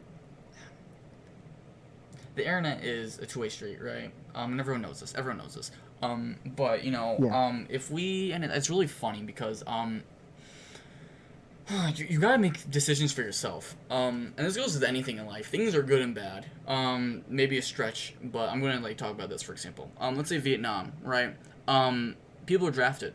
Okay. And that was expressed as everyone that came back was just a fucking terrible person, evil, you know, did these bad things. And then essentially what that did was it clumped in all the people that actually were, you know, doing their jobs as, you know, villains as well. Were there good people? Yeah. Were there bad people? Yeah. And in the end, if you just paint one coat onto a car, it doesn't look as good, you know? It's not full, it's not complete. And that's the same thing with, you know, the internet. or honestly anything. You need to be able to look at both sides of the story and really come to your own conclusion of what you believe. Media does a lot with the internet, saying, "Oh, it's a dangerous place," which it is. However, because of the internet, we've been able to donate more to charities than any other organization within the last decade. We've been able to, clearly, during COVID, we would not have been able to do shit if it wasn't for the internet. Hands down. Not able to do shit. We would not have been able to, even people, again, last decade, we would not have been able to make friends and, actually keep as well of a high psychological standpoint because of, you're actually able to make relations and friends. When these relations, let's say, you go to your local school, because of the environment, it might be completely different. But because I'm online, you can quite literally create your own environment. And I think that's the same thing here with you, Sewer. It depends what you do with it. Either, bad things happen, sure, but there's the internet also has done more good than bad. there's also the other side of the coin, and I think we both know this. So, I don't want to get too much into it, just because I feel like you don't want to. So, all I can say Oh, is, that's alright. We can go deep into anything. I'm sorry. I'm always down. I'm sorry about what happened. Because that's sick, and manipulation is just something that if you hear me and my girlfriend talk about it, it pisses me off so much. However, it is also clear just hearing from the way that you're talking to me alone that you do make a lot of friends and you are enjoying your time here, and for that I'm happy to hear that. You, in a way, as a person, you're growing, and that's something really beautiful. So. Yeah, I'd love to grow. I want to learn more. I just, things that interest me, I think it's wonderful. Witchcraft. I want to learn more about witchcraft. I want to learn more about gaming. I want to learn more art, all of this. I think it's wonderful, and the internet has allowed me to just do this. Without the internet, I'd just be stuck I would just be stuck playing, story mode of, Minecraft or something. Something stupid. Okay. I'd be like a bookworm. This is off topic, but story mode Minecraft, oh my god, if you guys ever saw the the pig scene. I was talking about Minecraft. I was talking about normal Minecraft, which is with a story mode. Not the actual story mode Minecraft. Oh my god. The game. Okay, if you guys know that, there's a scene at the very end. I'm going to spoil it. If you don't want to be spoiled, just don't listen. But there's a scene at the very end where there's this pet pig, and it fucking dies. And when it dies, it turns into a fucking pork chop. And I was laughing. Okay, so here's the context of the story when I saw it, right? And this is why it was really funny. No, don't give context. My little sister and we were watching it. Context. My little sister was I don't know, maybe 7 at the time when we were watching this, right? She's sitting on the couch and she's watching this and she loves this, but she's about to cry. Because, this pig is about to die on Minecraft. And she's and I'm sitting there are you kidding me? And then the pig turns into a pork chop. I start laughing out loud. And she's crying. She's hey, stop it! Stop it! I'm just fucking laughing my ass off. You better stop. Oh my god. That was great. Hey, Fire Dragon, how you doing? Hello, am I late? Hello, but you're fine. This is an entire podcast just talking about positive shit and making the best situations out of the worst. This is here so that anybody, if you guys want to talk about yourself, open up and do anything that you feel would be interesting to talk about, come join.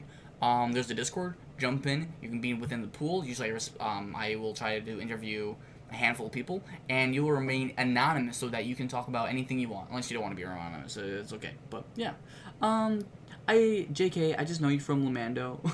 That's all good, Dennis. How you doing, Dennis? Welcome to the stream, my man. By the way, I'm sorry that I haven't been responding to as many people. I'm just trying to, keep talking to the person here. So, anyways, going back to you, Sewer. Hi, Chad. I love you. Hey, give a kiss to Tell the Chad chat. I love them. He loves them. I'm not a Except positive person. You right there in the chat.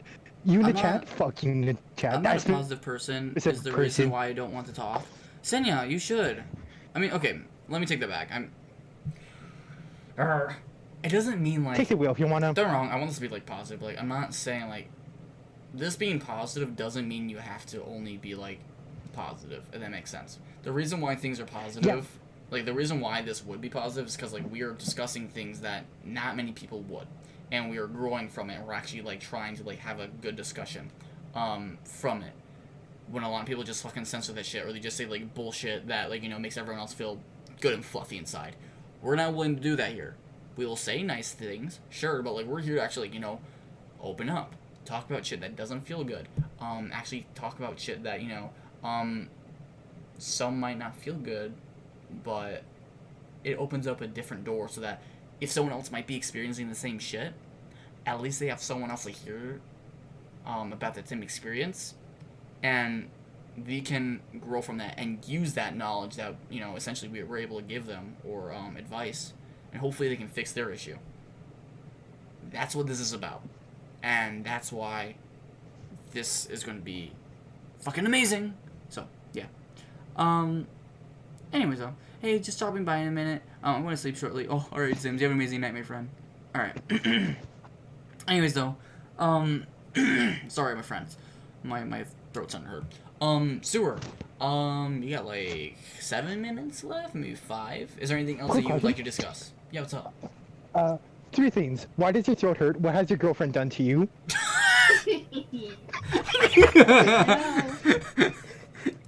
I know what's happening. I can see your goggles.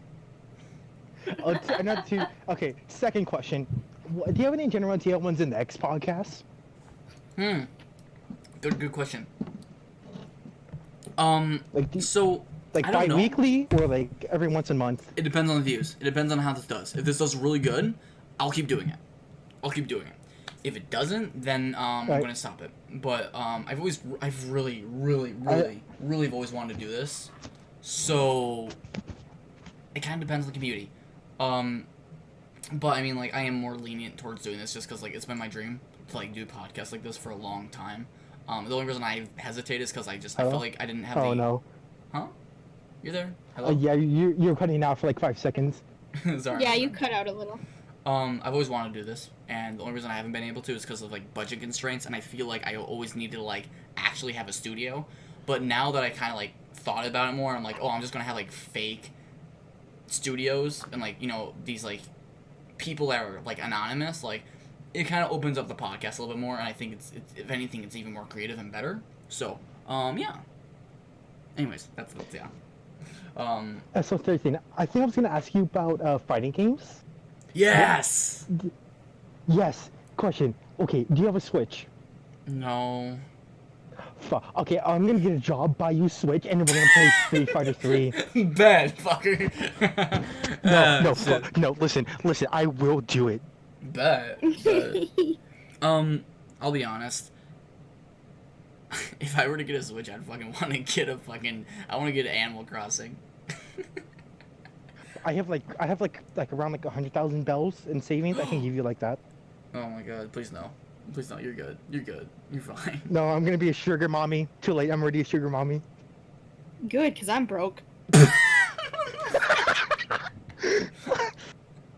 Anyways, I'm still kind of mad at you, GF, that she said she was gonna steal my wife. So like, we're gonna throw hands in the backyard of the Arby's. I don't like Arby's. Can we go somewhere else? Oh yeah, do you want to just like talk it out in the Red Lobster? I can do that. Yeah. I can handle That's fine. that. Yeah.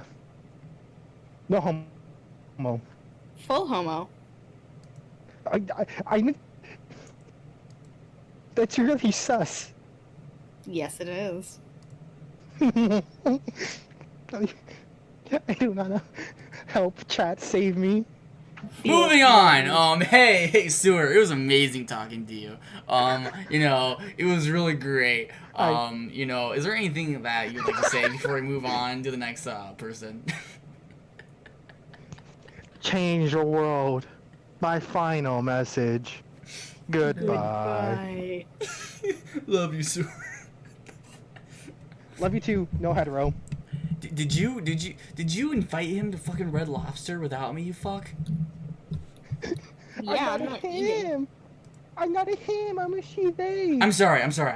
You're right. Forgive me. Yeah, don't worry about it. Don't worry about it. I know I don't pass yet, but like it's okay. I understand. No, that's just Anyways, next. I'm too used to just saying like like shit like that right off the handle. So don't worry. Like it was on me. Off to the next contestant. Shoot, shush the fuck up, Blue. Nobody cares for your opinion.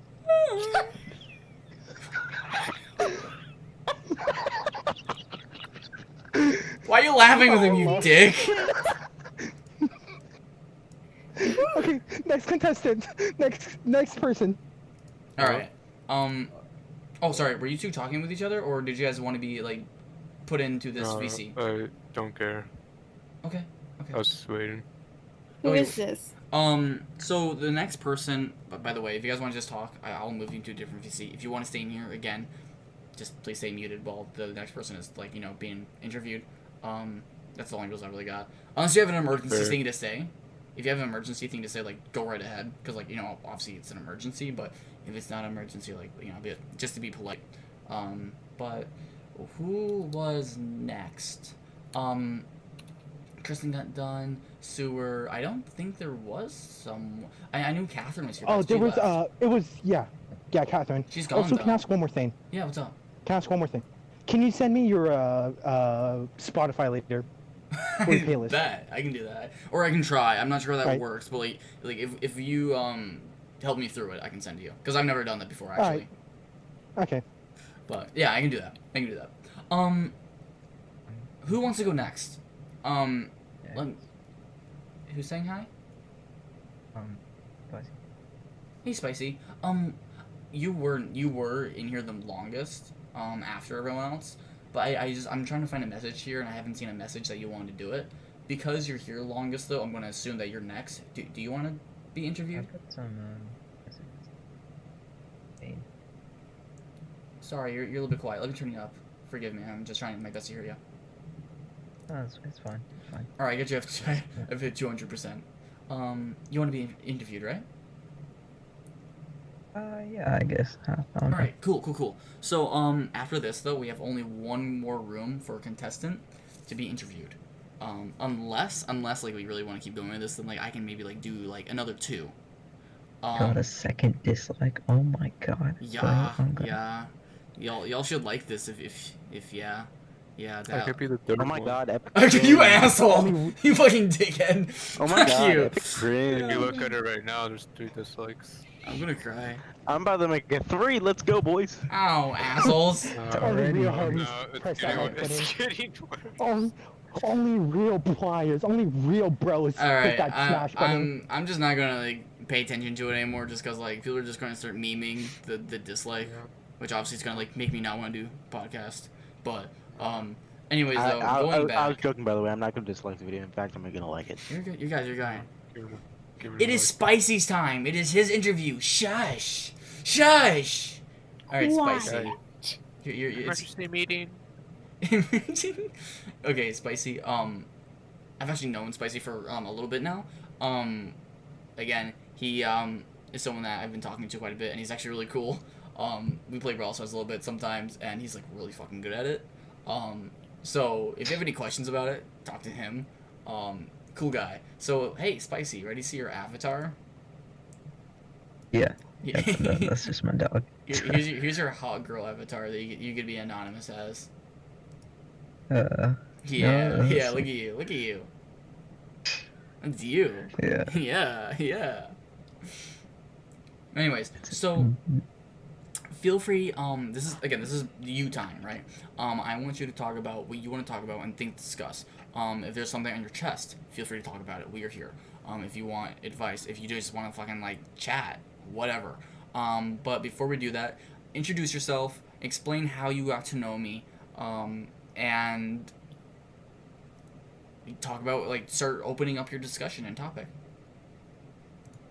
Yeah, okay, so, to you guys that don't know, well, I'm Spicy, that's just my username, because that's what I do, and pretty much, I found this channel, kind of embarrassing, but through nubs, that was the first wave, The first wave. you know, and like, you know, at the time I was like, oh, this guy's cool, you know, he seems nice. But then, you know, I went to his first stream and I was like, dang, it's dope. Love the community. And I joined the Discord, and since it's been history. So, you know, it's just nice to kind of, you know, like, I've, like, you know, I'm a person who loves being around people, and ever since COVID started, and we had to move away, and it's kind of sucked. So, like, you know, having a community like this is just so nice. So, it's something that's really, like, been special to me, especially as of recent. Yeah. That's actually like, really touching. Holy shit. Holy shit, man. Is there any topic or anything that you would like to discuss or talk about? I mean, you know, I kind of want to bounce off of Daffy, Okay. because his story was actually so different from mine, which I found hilarious. You know, just like the overall, like, first of all, let me just clear up. I have never dated, and I don't expect to have that opportunity in the near future. Just because of like,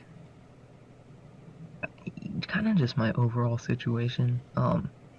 First off, I'm Indian, which, if that means anything, it kind of instantly classifies you that you're gonna be with the Indian homies, and that's about it. And if you try to do anything else, which, by the way, for majority of my life, I've only had like Indian friends, Yeah. and they have a complete, like, think like bros versus hoes to an extreme.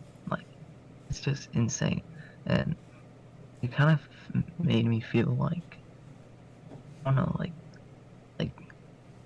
beneath, like, because those are my best friends, like, to this day, you know. I moved away and I've like missed them ever since, but Yeah. like, definitely, like, there was so many moments where I kind of wanted to approach somebody, but like it just didn't happen, you know. And then, like, there was one person in particular, and I was going to approach her, but you know, at the time, like, it was kind of a time where we were all like, as guys, kind of getting more invested into caring about that kind of stuff, Yeah. because, you know, it's like 8th grade, and you know, one guy's like, oh, let's do this, and then everybody's like, oh yeah, yeah. So, you know, like, that's how it goes, you know. Yeah, yeah. Yeah. And then, but then, so we all like hell, we live right next to each other. It was literally, our community was like 60% Indian. Like, so it was just like, we would be celebrating like Diwali on the streets and lighting up fireworks, and it was like literally Brown Town. So, like, we knew each other on a personal basis, like next door neighbor, and we would literally got to a point where we would like take walks in each other and like just spill tea, just because we wanted to get stuff off our chest. Yeah. And then, you know, like, I spilled something, but then that girl, like, I guess she confessed that she liked someone else, and then they started dating.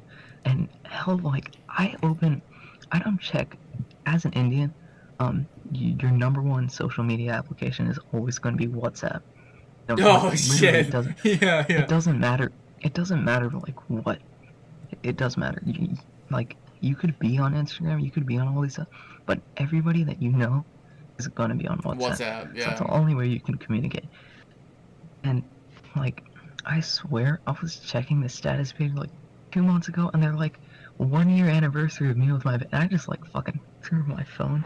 I was just like, damn it, you know, like, because I was about to do something, you know, for once in my life, I was gonna, you know, make, not a move, you know, because, like, I don't, you know, I've always kind of felt like middle school dating was kind of like, kind of irrelevant as a person who's a little bit more academically motivated, you know, kind of like Asian pressure, but like, Yeah. you know, like, yeah. And, you know, like, I find it a little bit awkward, like, at that age to, like, I don't know, like, because you're not really at a point, like, at least in high school, you can actually do things, like, you're a little bit independent, you can, like, drive a fucking car, you know, like, Yeah. No, like, agreed. saying hello to each other in, like, lockers or some shit, like, you know. So, like, I just found it, like, weird, but, like, at the same time, it was like I have my whole life. I have never spent like more than like 3 years in one school, like ever. And like in ways, like it's been cool, it's been fun, but in other ways, it's been like weird for me, because like every moment of my life, I'm moving, you know. That's And yeah. I, so I think now we're like settled. Um, we like live in a cool place, you know. We're like 30 minutes away from Disney, and it's like it's an interesting place. I don't know anybody. I'm getting the mentality is like we live in a golf club. It's just full of like people. do you find it So hard it's to interact with people? no, not really. Like not at all. But like isolation just sucks for me. Yeah. Like it just like like I always tell myself it's not a big deal. Like it's fine, 1 year. But it sucked. This year like really just sucked. No. Are I'm you? like You're not a shy person either, right?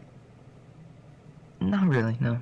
Like like it might be difficult for me to get to know somebody just because like I've always been going around places. But once I get to know you, like it's like I usually like become close friends really quickly. But then like I detach immediately because either I'm Oh gone, yeah. Oh my either I'm god. gone or something, I totally and understand that. I understand that shit so much, man. Oh my god. yeah, it kind of sucks. So I don't know. I feel like the friends that I had back with the Indian homies was really like special, and now that like I'm in a different place, I don't really know No, I what to understand do. that. Because like essentially, and it maybe tell me if I'm wrong, but essentially what might be going in your head subconsciously is like, yo, if I decide to make friends again, and I put all this effort into that, what happens if I move again or something happens and all that was just for nothing? Like I just essentially got my hopes up to make a friend and now they're gone again, right? Yeah. Yeah, like no, Yeah. that sucks. Um, shit, that And sucks. I mean, yeah. one thing I'm like I really could have fallen apart throughout this like pandemic. Like I have had some bad moments like our whole family tested positive like 3 months ago, right? And like it was really bad. Like we had bad symptoms, and at the time, so we moved from where we used to live, kind of a, like Indian homie spot, and then we moved all the way here, Florida, and then we didn't like move into our new house. We moved into like a rental home, which was super small, and the only good thing about that spot is that we were super close to all of our family, and that's like the only thing that kept me in check because I love all of them. Yeah. They're so great. Like my uncle teaches me guitar, like I know all of them personally, and that was nice. But the house was small, and it was so annoying as well. Like it looks like so like sleek and whatever. Like like the bathrooms, like the showers don't have like bottoms or whatever, like to their doors or something. But that sucks because then like the water just goes everywhere, and it was like things like that, like things that look nice but actually just suck and have no use. And then we all got COVID. At the time, my sister like goes to college and she was back, so I was already sleeping on an airbed, right? And Yeah. and then that hit, and we didn't even know what to do. Like we were like really like it was so like I don't know, kind of heartbreaking in ways because like we wanted to like try to like stop the spread in the family, but we couldn't.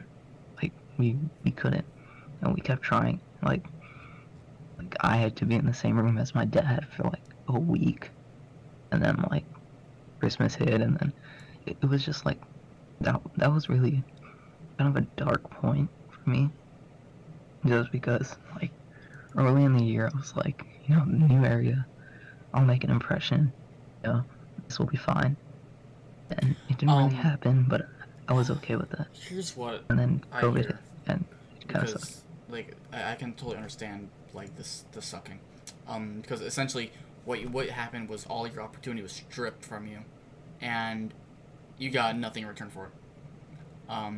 And life can be like that. It's a fucking bitch. I've already gone over the story, and I mean, if you guys have already seen it, cool. If not, I've already discussed it. Maybe I've mentioned it once in this video, but the thing that's really cool about bad situations like that is that the easiest way to get out of them is to address and say that this fucking sucks and make a claim about it, right?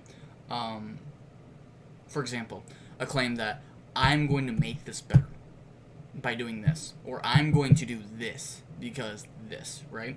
When you do that, instantly it gives you more motivation to, even if it's a horrible fucking situation, you remember that horrible situation as something good because you decided that you're going to do something to fix it. And even if you don't do good at it, like you do find a better head point. For example, senior year, COVID hits. My prom was gone. I don't get prom. A lot of people were pissed about that. Like, yo, we don't get prom. Oh, now I can't go to prom. And a lot of people really sucked about that, or really pissed about that, just because the fact that they can't really bullshit with their friends, which that sucks, sure. But in retaliation to that, I said, you know what, if you're gonna take my prom, then I'm gonna have my own prom, and I'm gonna make it my own. And that's what I did. If you guys ever seen it, I made a video on it. Essentially, I asked Tasia, I asked Tasia to be my date for prom. And all we did was I made this giant little walkway to the outside. I helped her up to the roof, and outside in the back porch, and it was a pretty big backyard. I got my Christmas lights, and I wrote out prom with a question mark, and I asked her that way, right? Now, the thing was, when I did that, afterwards, me, her, and the boys essentially just it wasn't for too long, but we did. We danced and we bullshitted. Maybe it was maybe an hour, maybe. We danced in my living room, and we were just bullshitting and hanging out. And it was really fun. So COVID sucked. For taking that away from me. However, I remember it as something amazing because I made it amazing. And when you discuss that, what really hits me there is because what you're not putting up, and the reason why it works for me right there is because I put up a blockade, and that's why this works, right? So bad shit kept happening, and I put up a fucking wall. You guys gotta do the same thing. There's some bad shit going on. You gotta decide, I'm going to put up this wall, and I'm going to stop it. If there's something in your way of that, you gotta get that shit out of your way. Because if you can't put down your wall, then there's an issue. And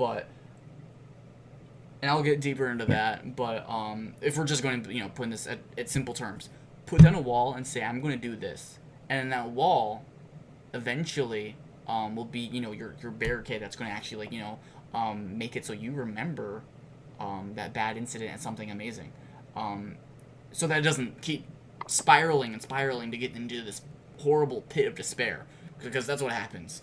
And you may not have said it, but that's what it sounds like. What happened? It sounded like shit got really just nasty and not good, dude. That's what it sounded like. Sounded like just all this bad shit happening, and what can you do about it, right? Because that's all you're focusing on. Yeah, our fridge broke that week. It was terrible. Now, don't get me wrong. I'm not saying to believe in forced positivity, because that's toxic. If you just smile because everyone says, oh, you gotta be happy, that's bullshit. That is just, it's fucking horseshit. Yeah. And I'll get into that. However, just to make this point clear, you gotta find the good in shit.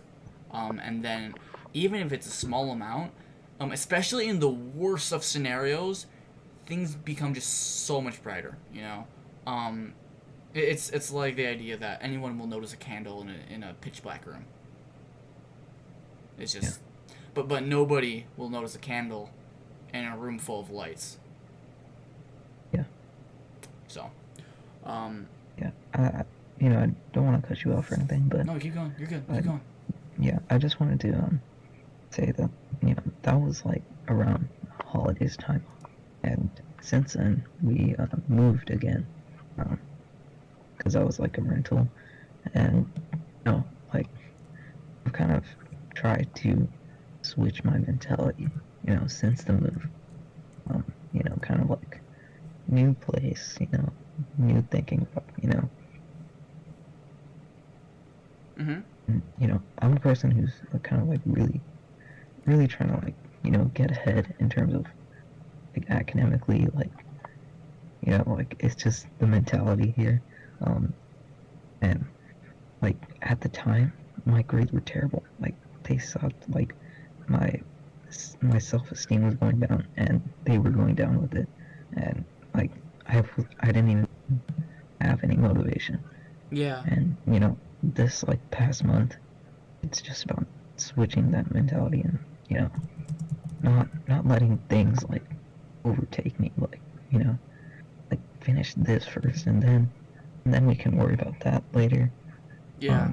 And switch this, like things like that, like like on an assignment due tonight, like what are your priorities, because I feel like for a majority of my life till like shit really hit the bed, like I didn't realize what my priorities were, and now it's kind of been important to realize that and assess my situation and be like, what what what do you really care about, and what do you really want to do, what do you want to be remembered for, things like that, like priorities, That's exactly it. at the moment, like, things still aren't great, but they're getting better, they're not terrible, I'm not like positive for COVID, I'm not trapped in a small house or anything, like with all of my family, like it's not terrible, and it's just about been like switching that mentality, and just kind of looking at things in a different way. At the same time, I'm still like, I'm just hoping for this year to end, like school year. But Yeah. like at the same time, I'm like, let's try to do everything that we can, before this ends. Do our best, It sounds like you're saying exactly like yeah, you're right on. It sounds like essentially, what I would say when it comes to like a metaphor, and that is narcissistic. Don't think of it that way. Think about it like this. You are in a story, and this is your story, yours alone, right? And within your story, this is your worst moment, right? You're the fucking underdog. You're shit. You're fucking getting fucked over. It sucks. Shit sucks. You have a choice, obviously, because it's your story. And if I had a choice, right? If I was writing my own story, what would I want to do? I don't want to be the fucking hero, right? I want to be the fucking kick-ass motherfucker, right? I'm sure that anyone else want to be that too, right? And you gotta decide what the hell you want to be for your story, and then you gotta do it, right? And that's exactly it, dude. You're focusing on that shit. And another thing that I say you're focusing on, and maybe people need to hear this too. It's good to focus on the good when there's not much there, but there also needs to be something where you say, I'm not content. You should never be content with not progressing yourself as an individual. And it doesn't sound like that doesn't sound like that's what you're saying, but just for everyone that is watching, you need to do that. Like, be happy with what you got.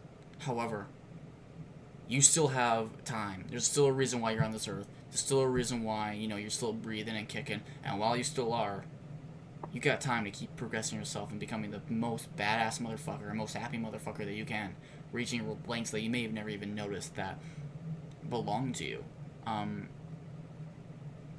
Yeah. So, remember that, guys. Reach forward and grab what you believe is rightfully yours, because, nobody else is going to do it for you. Yeah, thanks, bro.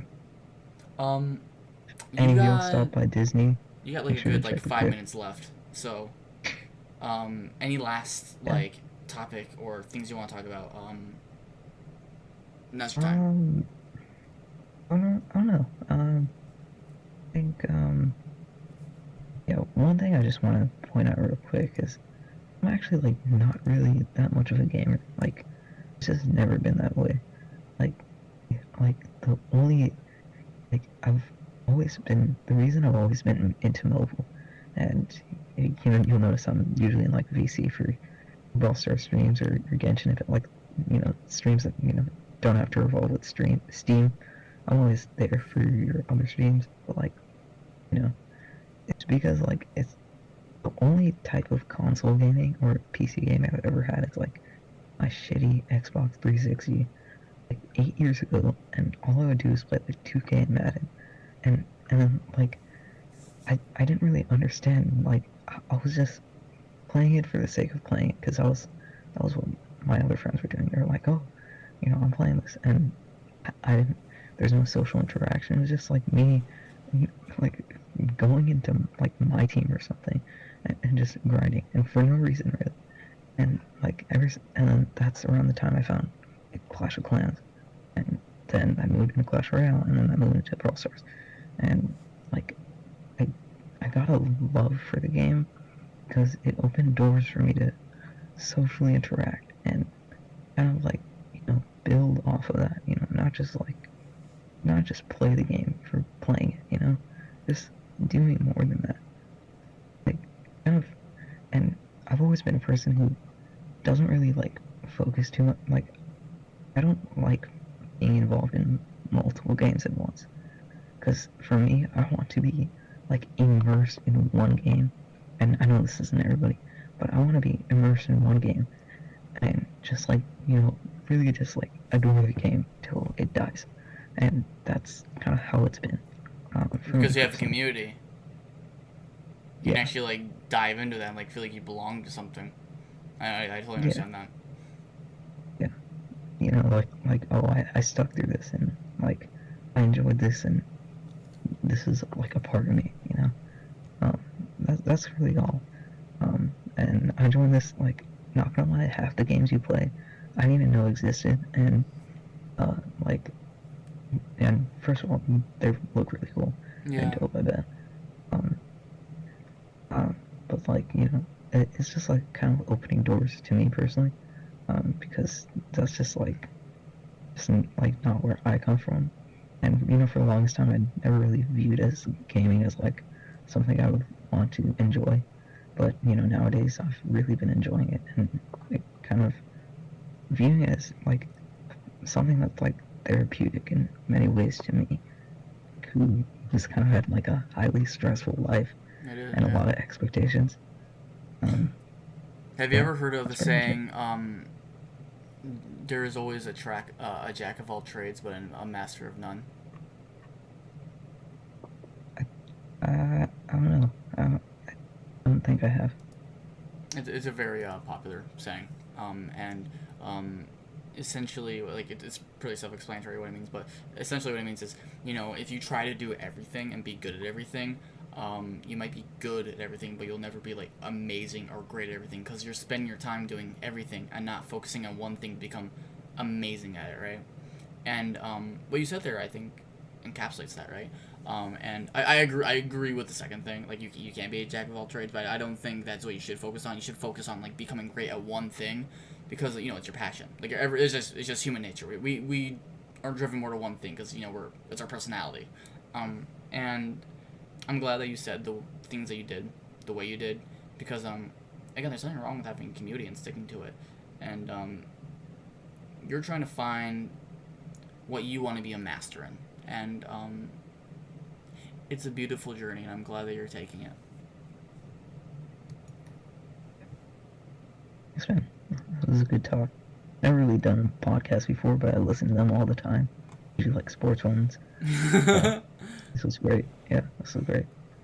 Dude, it's interesting, I'll tell you that. It's definitely different. But I'm sad to let you go, my friend, but your 5 minutes are now up. I'll be moving on to someone else, but any last things you gotta say? 30 seconds left. Nothing really. If you do stop by Disney, though, I'm here, so just check me out. Peace. Anyways, so we have one more slot for a person, and good. There we go. Okay, focused. We have one more slot, and we have 3 people in here, so I will let you guys choose who wants to Rock, paper, scissors. You probably because there's Senya, Owen, and Infinity. Unless one of you guys don't want to, or all of you want to, I'm okay with anything. But whoever wants to do the interview, again, I got one more slot. Plus, I'm feeling a little bit tired, so let me know, and we can do it. What am I supposed to say in the interview? Whatever you want. That's just it. Okay. That was a good interview. Oh. Bye. Oh. Okay. Let's pull reverse card, and you're the interviewee. We're gonna interview you. Tell us your story. You can do that in the interview, though. Well, I like, remember the time when group Blue killed interrogation. the lion at the jungle. Oh God. Owen, you there, my friend? He- See me, amigo, I am here. Would you like to be interviewed? Sure, I do not mind. Okay, so we got This Infinity. is my Owen. third interview this week. Really? I'm just on a roll of interviews. Are you Is this actually your third? Oh yeah, it is. Hey, Infinity. Two- Infinity. two of them How are many for times? How many times stuff. have you been interviewed? In my whole life. No, this month.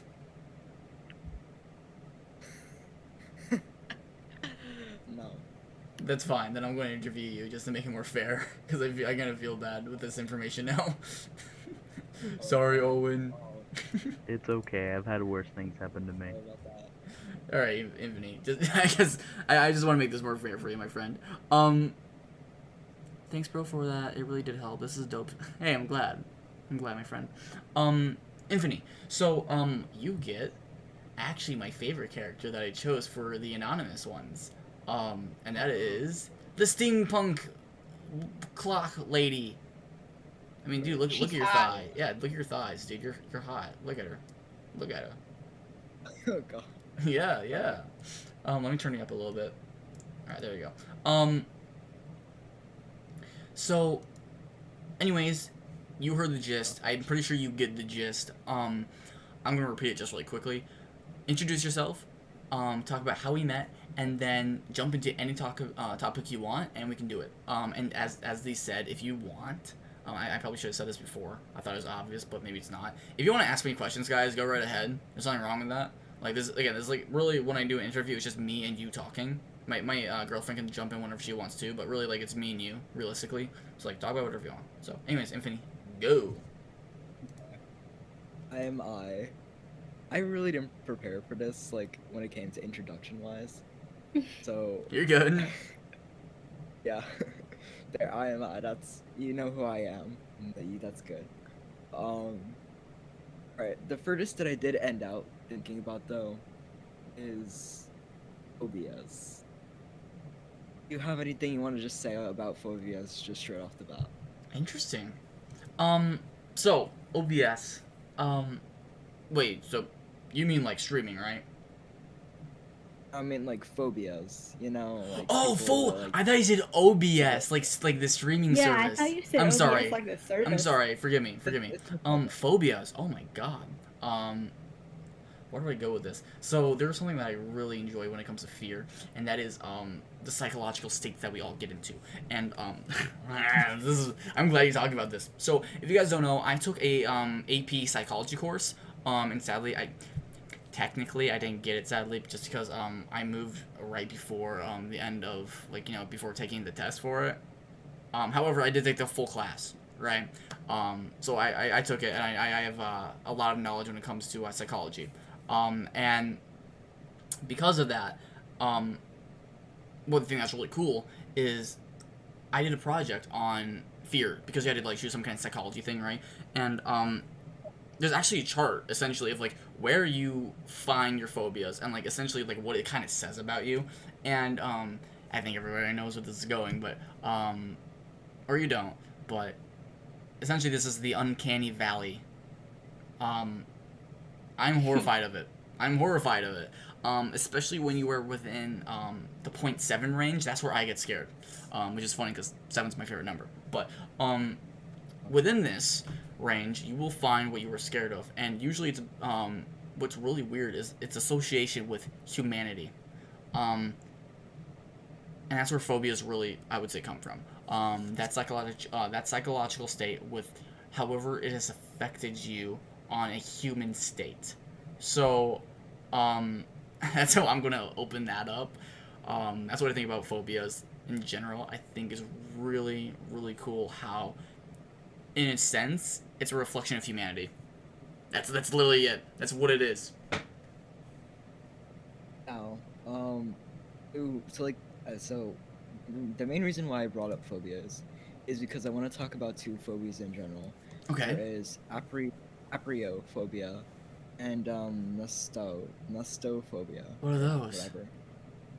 Now, it's the fear of infinity and the fear of nostalgia. Oh no. Okay. Now, I just want to ask this one by one at a time. How would you imagine would be a physical representation of how somebody would get this trigger, like how somebody would get this phobia triggered, if they would have it? For which one? Yeah, which one first? Either one, it's fine. So, I'm gonna go with the easier one first. Nostalgia, because the other one, it's gonna be hard for me to answer that one. But nostalgia would be probably like something from their childhood, that they reminisce about. So I don't know. Let's say they played with toys that they really enjoyed as a kid, and they grow up and they see some kid, Like right? they touch the stove when they were little. Yeah. When they grow up, their children, those toys are rebooted, and that's all their kid wants. And then I don't know for the second one's hard for me to answer that one for you because I'm trying to make it really really short for me to answer this one. Yeah. Like, I could see how infinity can be a hard thing to kind of base as an answer when it comes to this, because infinity is a concept of more of what if than an actual possibility, because there's never an actual thing such as infinity. Probably when you start thinking about age, right? Like probably when you actually start thinking about your own mortality, that's when you can start thinking about infinity. Like that's like realistically, right? Like it's not like you're going to see something you're like, oh, that's infinity. Like you're not going to like even let's say. Unless you're looking at the symbol. Like if you look at like a watch, you're probably not going to get freaked out by it, even though it does symbolize it. But Like the impossible triangle. Yes. Oh, I can. Yes. Okay, I see where you're going here. Okay. Yeah. I think that in terms of infinity, it's kind of like I'm not sure how to describe it exactly, but I find that people who are afraid of the future, the past, and things greater than them are more so afraid of how insignificant they are in the long term. Like, when you look at the universe, everything in it, and you really get intense and mortal about it, you are literally just a speck of dirt. But then you think about your life and all the impact that you have, all of your experiences, and I don't know, I feel like it would be really hard for me to be afraid of infinity. Yeah. Now, here's the more tricky question I wanted to come to. Okay. So it comes to the conclusion of somewhat the conclusion. Yeah. Of the representation of how somebody would get their phobia triggered when it comes to infinity. Okay. Nostalgia. Now, what would it look like, not as an actual situation, but as a combination? What would be a visual combination of a trigger, or what would cause the triggers of a phobia of both infinity and nostalgia at the same time? A visible manifestation of that you want. Yes.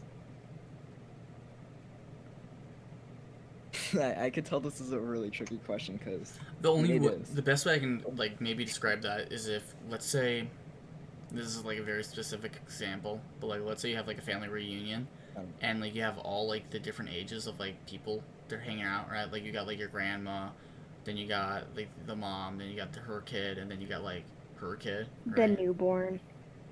That could probably trigger that like hardcore. There's actually that actually kind of reminds me of a video that I saw one time, where it's actually 5 generations. So first a little kid walks into a room, they say, "Hey mom, come here," and it goes on 4 more times until there's like a grandma, and great grandma, whatever. Okay, it's like I guess like that's kind of like if you were to find that video, that's kind of like what you're talking about there. Like when it comes to the combination of both the phobia of infinity and nostalgia, the best way that I could really think about that is actually kind of in relation to, okay, so have you ever heard about the album Everywhere at the End of Time? Yes. Yeah. Now, you know how that kind of simulates that you're inside the personal view of maybe somebody that's like 80 years old or possibly even 100, and due to the dementia and like you're gnawing at their brain, it's kind of like reset back to like inside their early days, because like dementia tends to knock out the more recent memories and stuff like that. So I guess I'm just bringing up Everywhere at the End of Time as kind of an easier way to imagine it. But you know, like that type of feel that it gives off, especially in like the first and second stages, where you can actually hear a clear and consistent song. Yes. Say its second stage is the most prominent example of what I'm talking about right now. And inside stage 2, it's kind of grainy, and there's points when it ends out cutting and looping. Now, imagine if there is a yellow grimy hallway, kind of like the Backrooms type of deal. No. What if that hallway lasts on for infinity? Never ended. Yes, it never ended. But what if... Here's like a what if on a what if. What if it wasn't actually infinite, but you started walking down the hallway, and eventually over time, you end up thinking that it's infinite.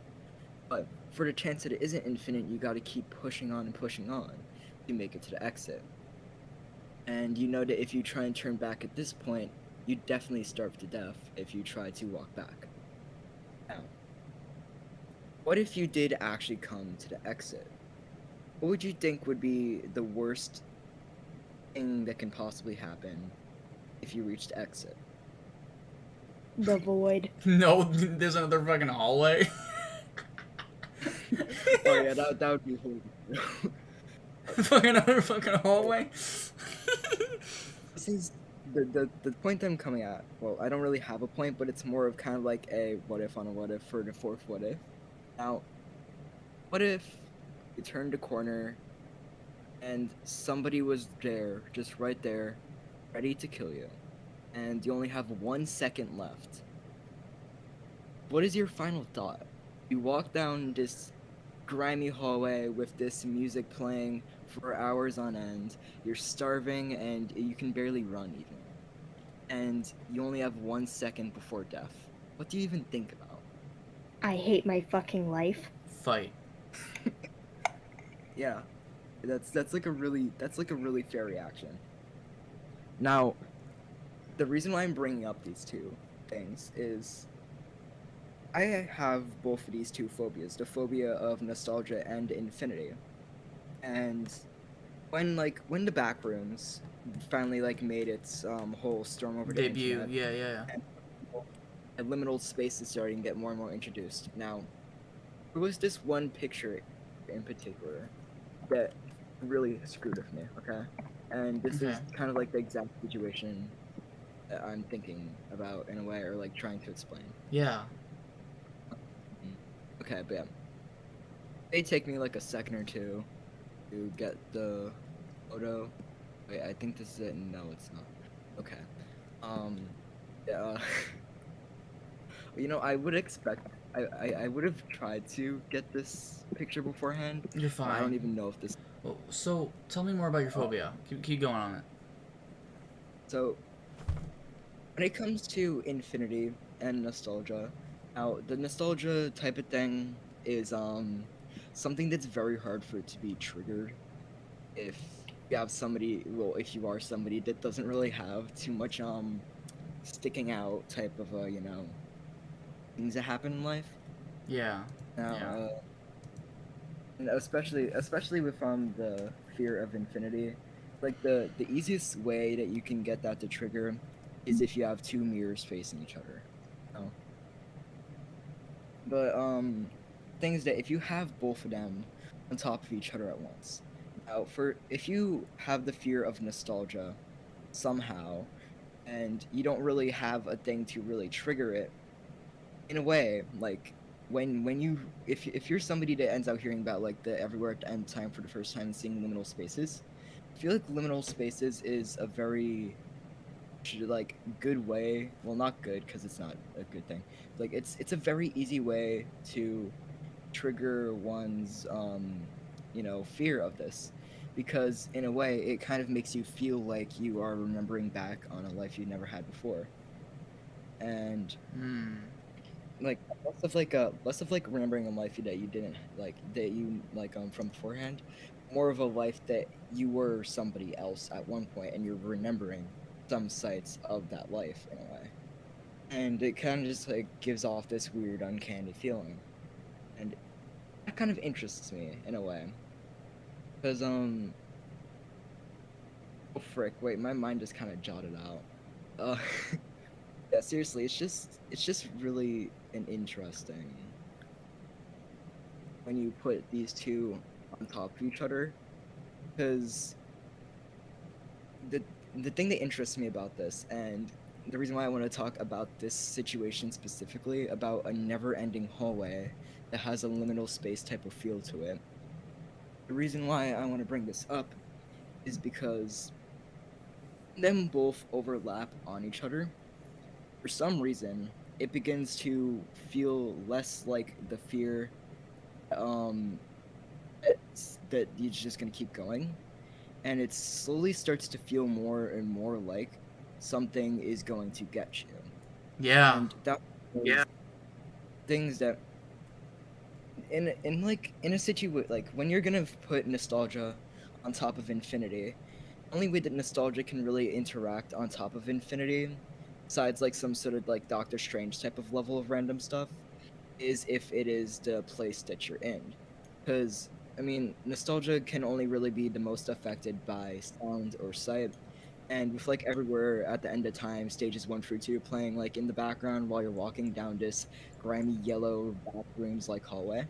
Yeah. That's like the best that you could put the nostalgia on top of that.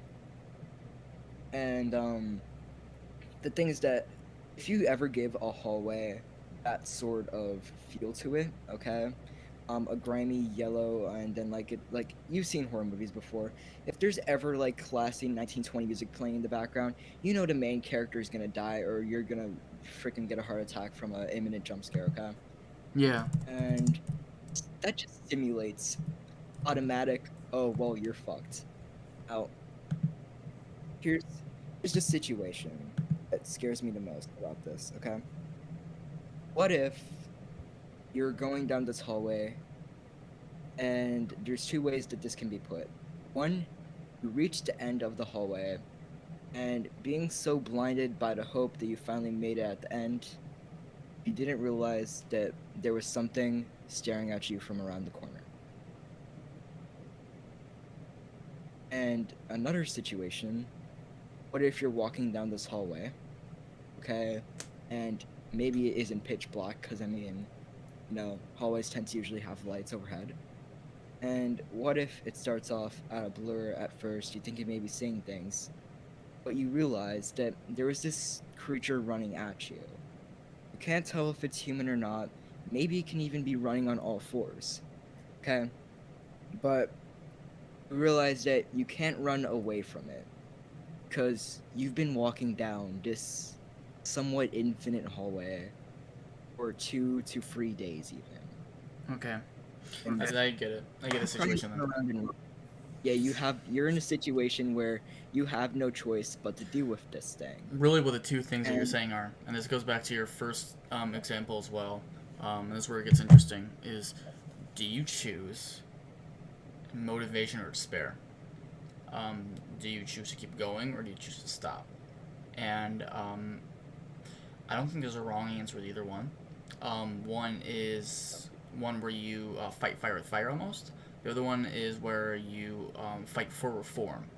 Again, I don't think there's an issue with either one. However, one of them is guaranteed results, the other one isn't. And Yeah. you got to be deciding, like, am I going to stay here because I know that it's infinite?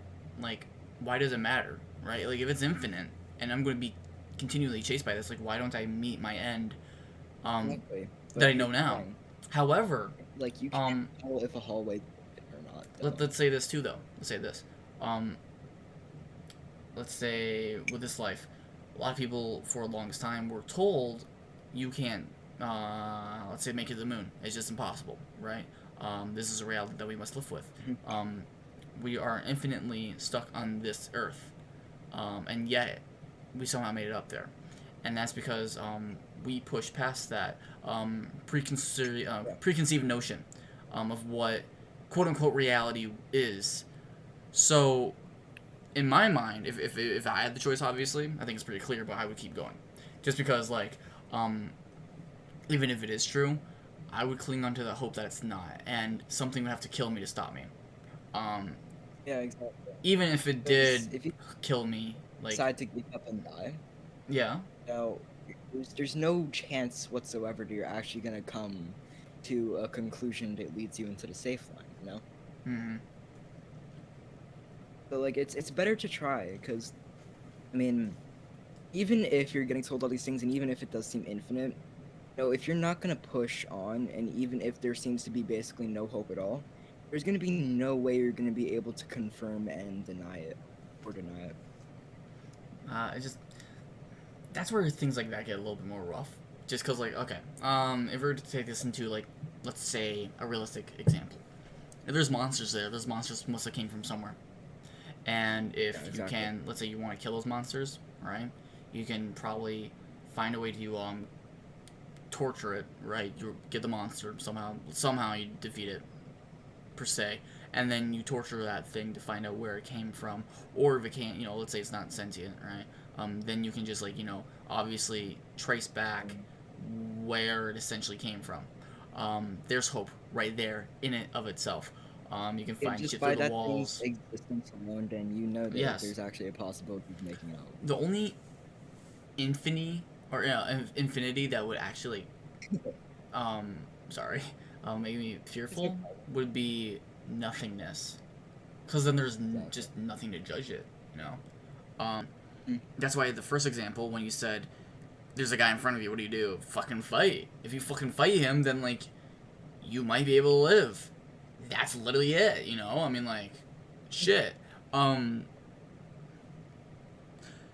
Humans are... They're dangerous beings. They're the most fucking horrifying motherfuckers. And not for the reason why most people say they are. Most people just say, oh, it's because of our wicked minds. And it's like, yeah, sure. I mean, you're not wrong. But you're also just scratching the surface. When it comes to us, the reason why we're really just fucking just dangerous is, let's say there's an animal or a dog. If you beat that thing, it probably will be fearful. I know where you're going. It'll be fearful. Yeah. Yeah, but like humans, we are smart enough to the point that our consciousness can really just push forward against the fact that I died to this thing before, but what if I come back stronger? If you beat a man, he doesn't kneel. He comes back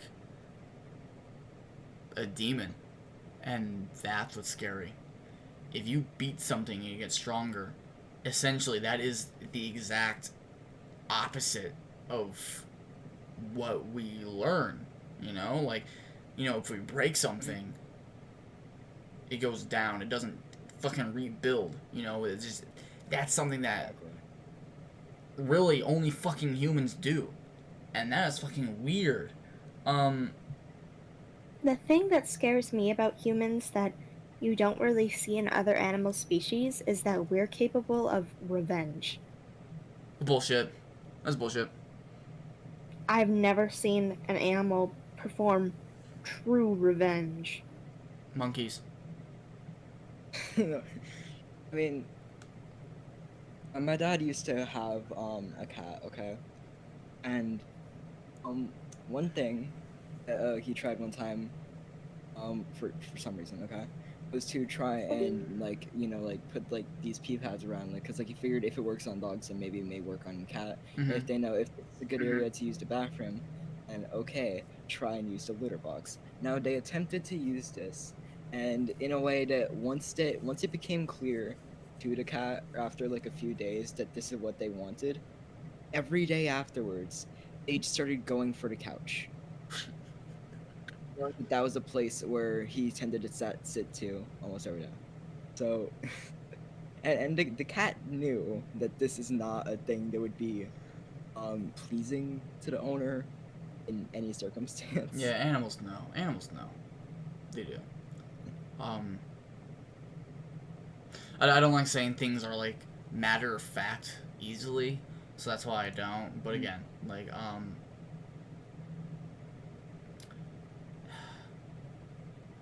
then again,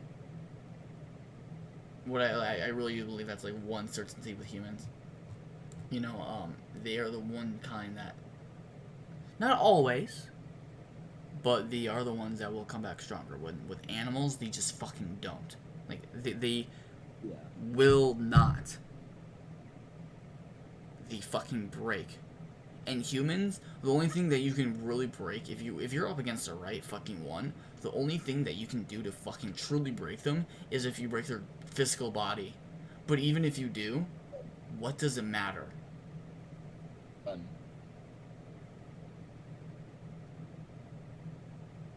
Anyways, though, this is getting interesting, but time is starting to run out, my friend. So, do you have any last minute things to say? You got 5 minutes, my friend. Or I'll give you like a minute because like we're a little bit over. I got it, it's fine. So, I feel like if anything, when it comes to the fear of a long hallway or an infinite hallway, so basically, if you're inside an infinite hallway, have nothing to be scared of unless you actually see something. So yeah, basically, if you do actually see something that you do know there's a chance of finding a way out. I just realized I'm summarizing the whole thing so people can just watch back or whatever. Final words. This is one thing everybody should at least try to stand by once in their life. There's a hole, there's a goal. Hey, I like that.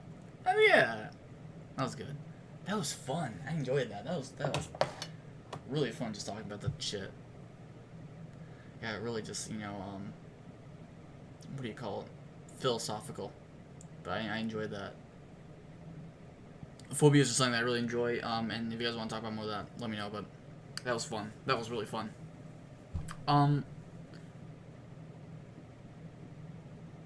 Ending it there though. Again, I just want to say thank you to the people that joined. That would be Sewer, Infinity. Then there was Spicy. There was Tristan, and then finally there was Daffy. So thank you to these people. Would not have been an amazing stream without these people. And this is also the first time that we're doing this. If you guys want to see more of these, please let me know. I will know just simply from the comments and the views that we get off this, and obviously the like and dislike ratio. However, I'm doing this more because I thought this would be amazing and really fun and interesting, because I've always wanted to do a podcast like this, but I never just really got the chance, and here it is. So I want to thank all those people, and I'm saving this person obviously for last because they always do. They're going to enjoy the streams whenever I do this. I'm making a point of it. My girlfriend here, she's been really cool for just hanging out in the background and kind of like, I guess being supportive of all this. I mean, before I even did this, like, I was bitching to her about, like, how annoying this was, and she's helped me, like, find pictures and all the characters you see there, like, she helped out with that. So, can we get, like, a GG in the chat for Tasia? Thank you. But I love y'all. what I want to say, and this is the reason why I called this stream, what I did. All these things are,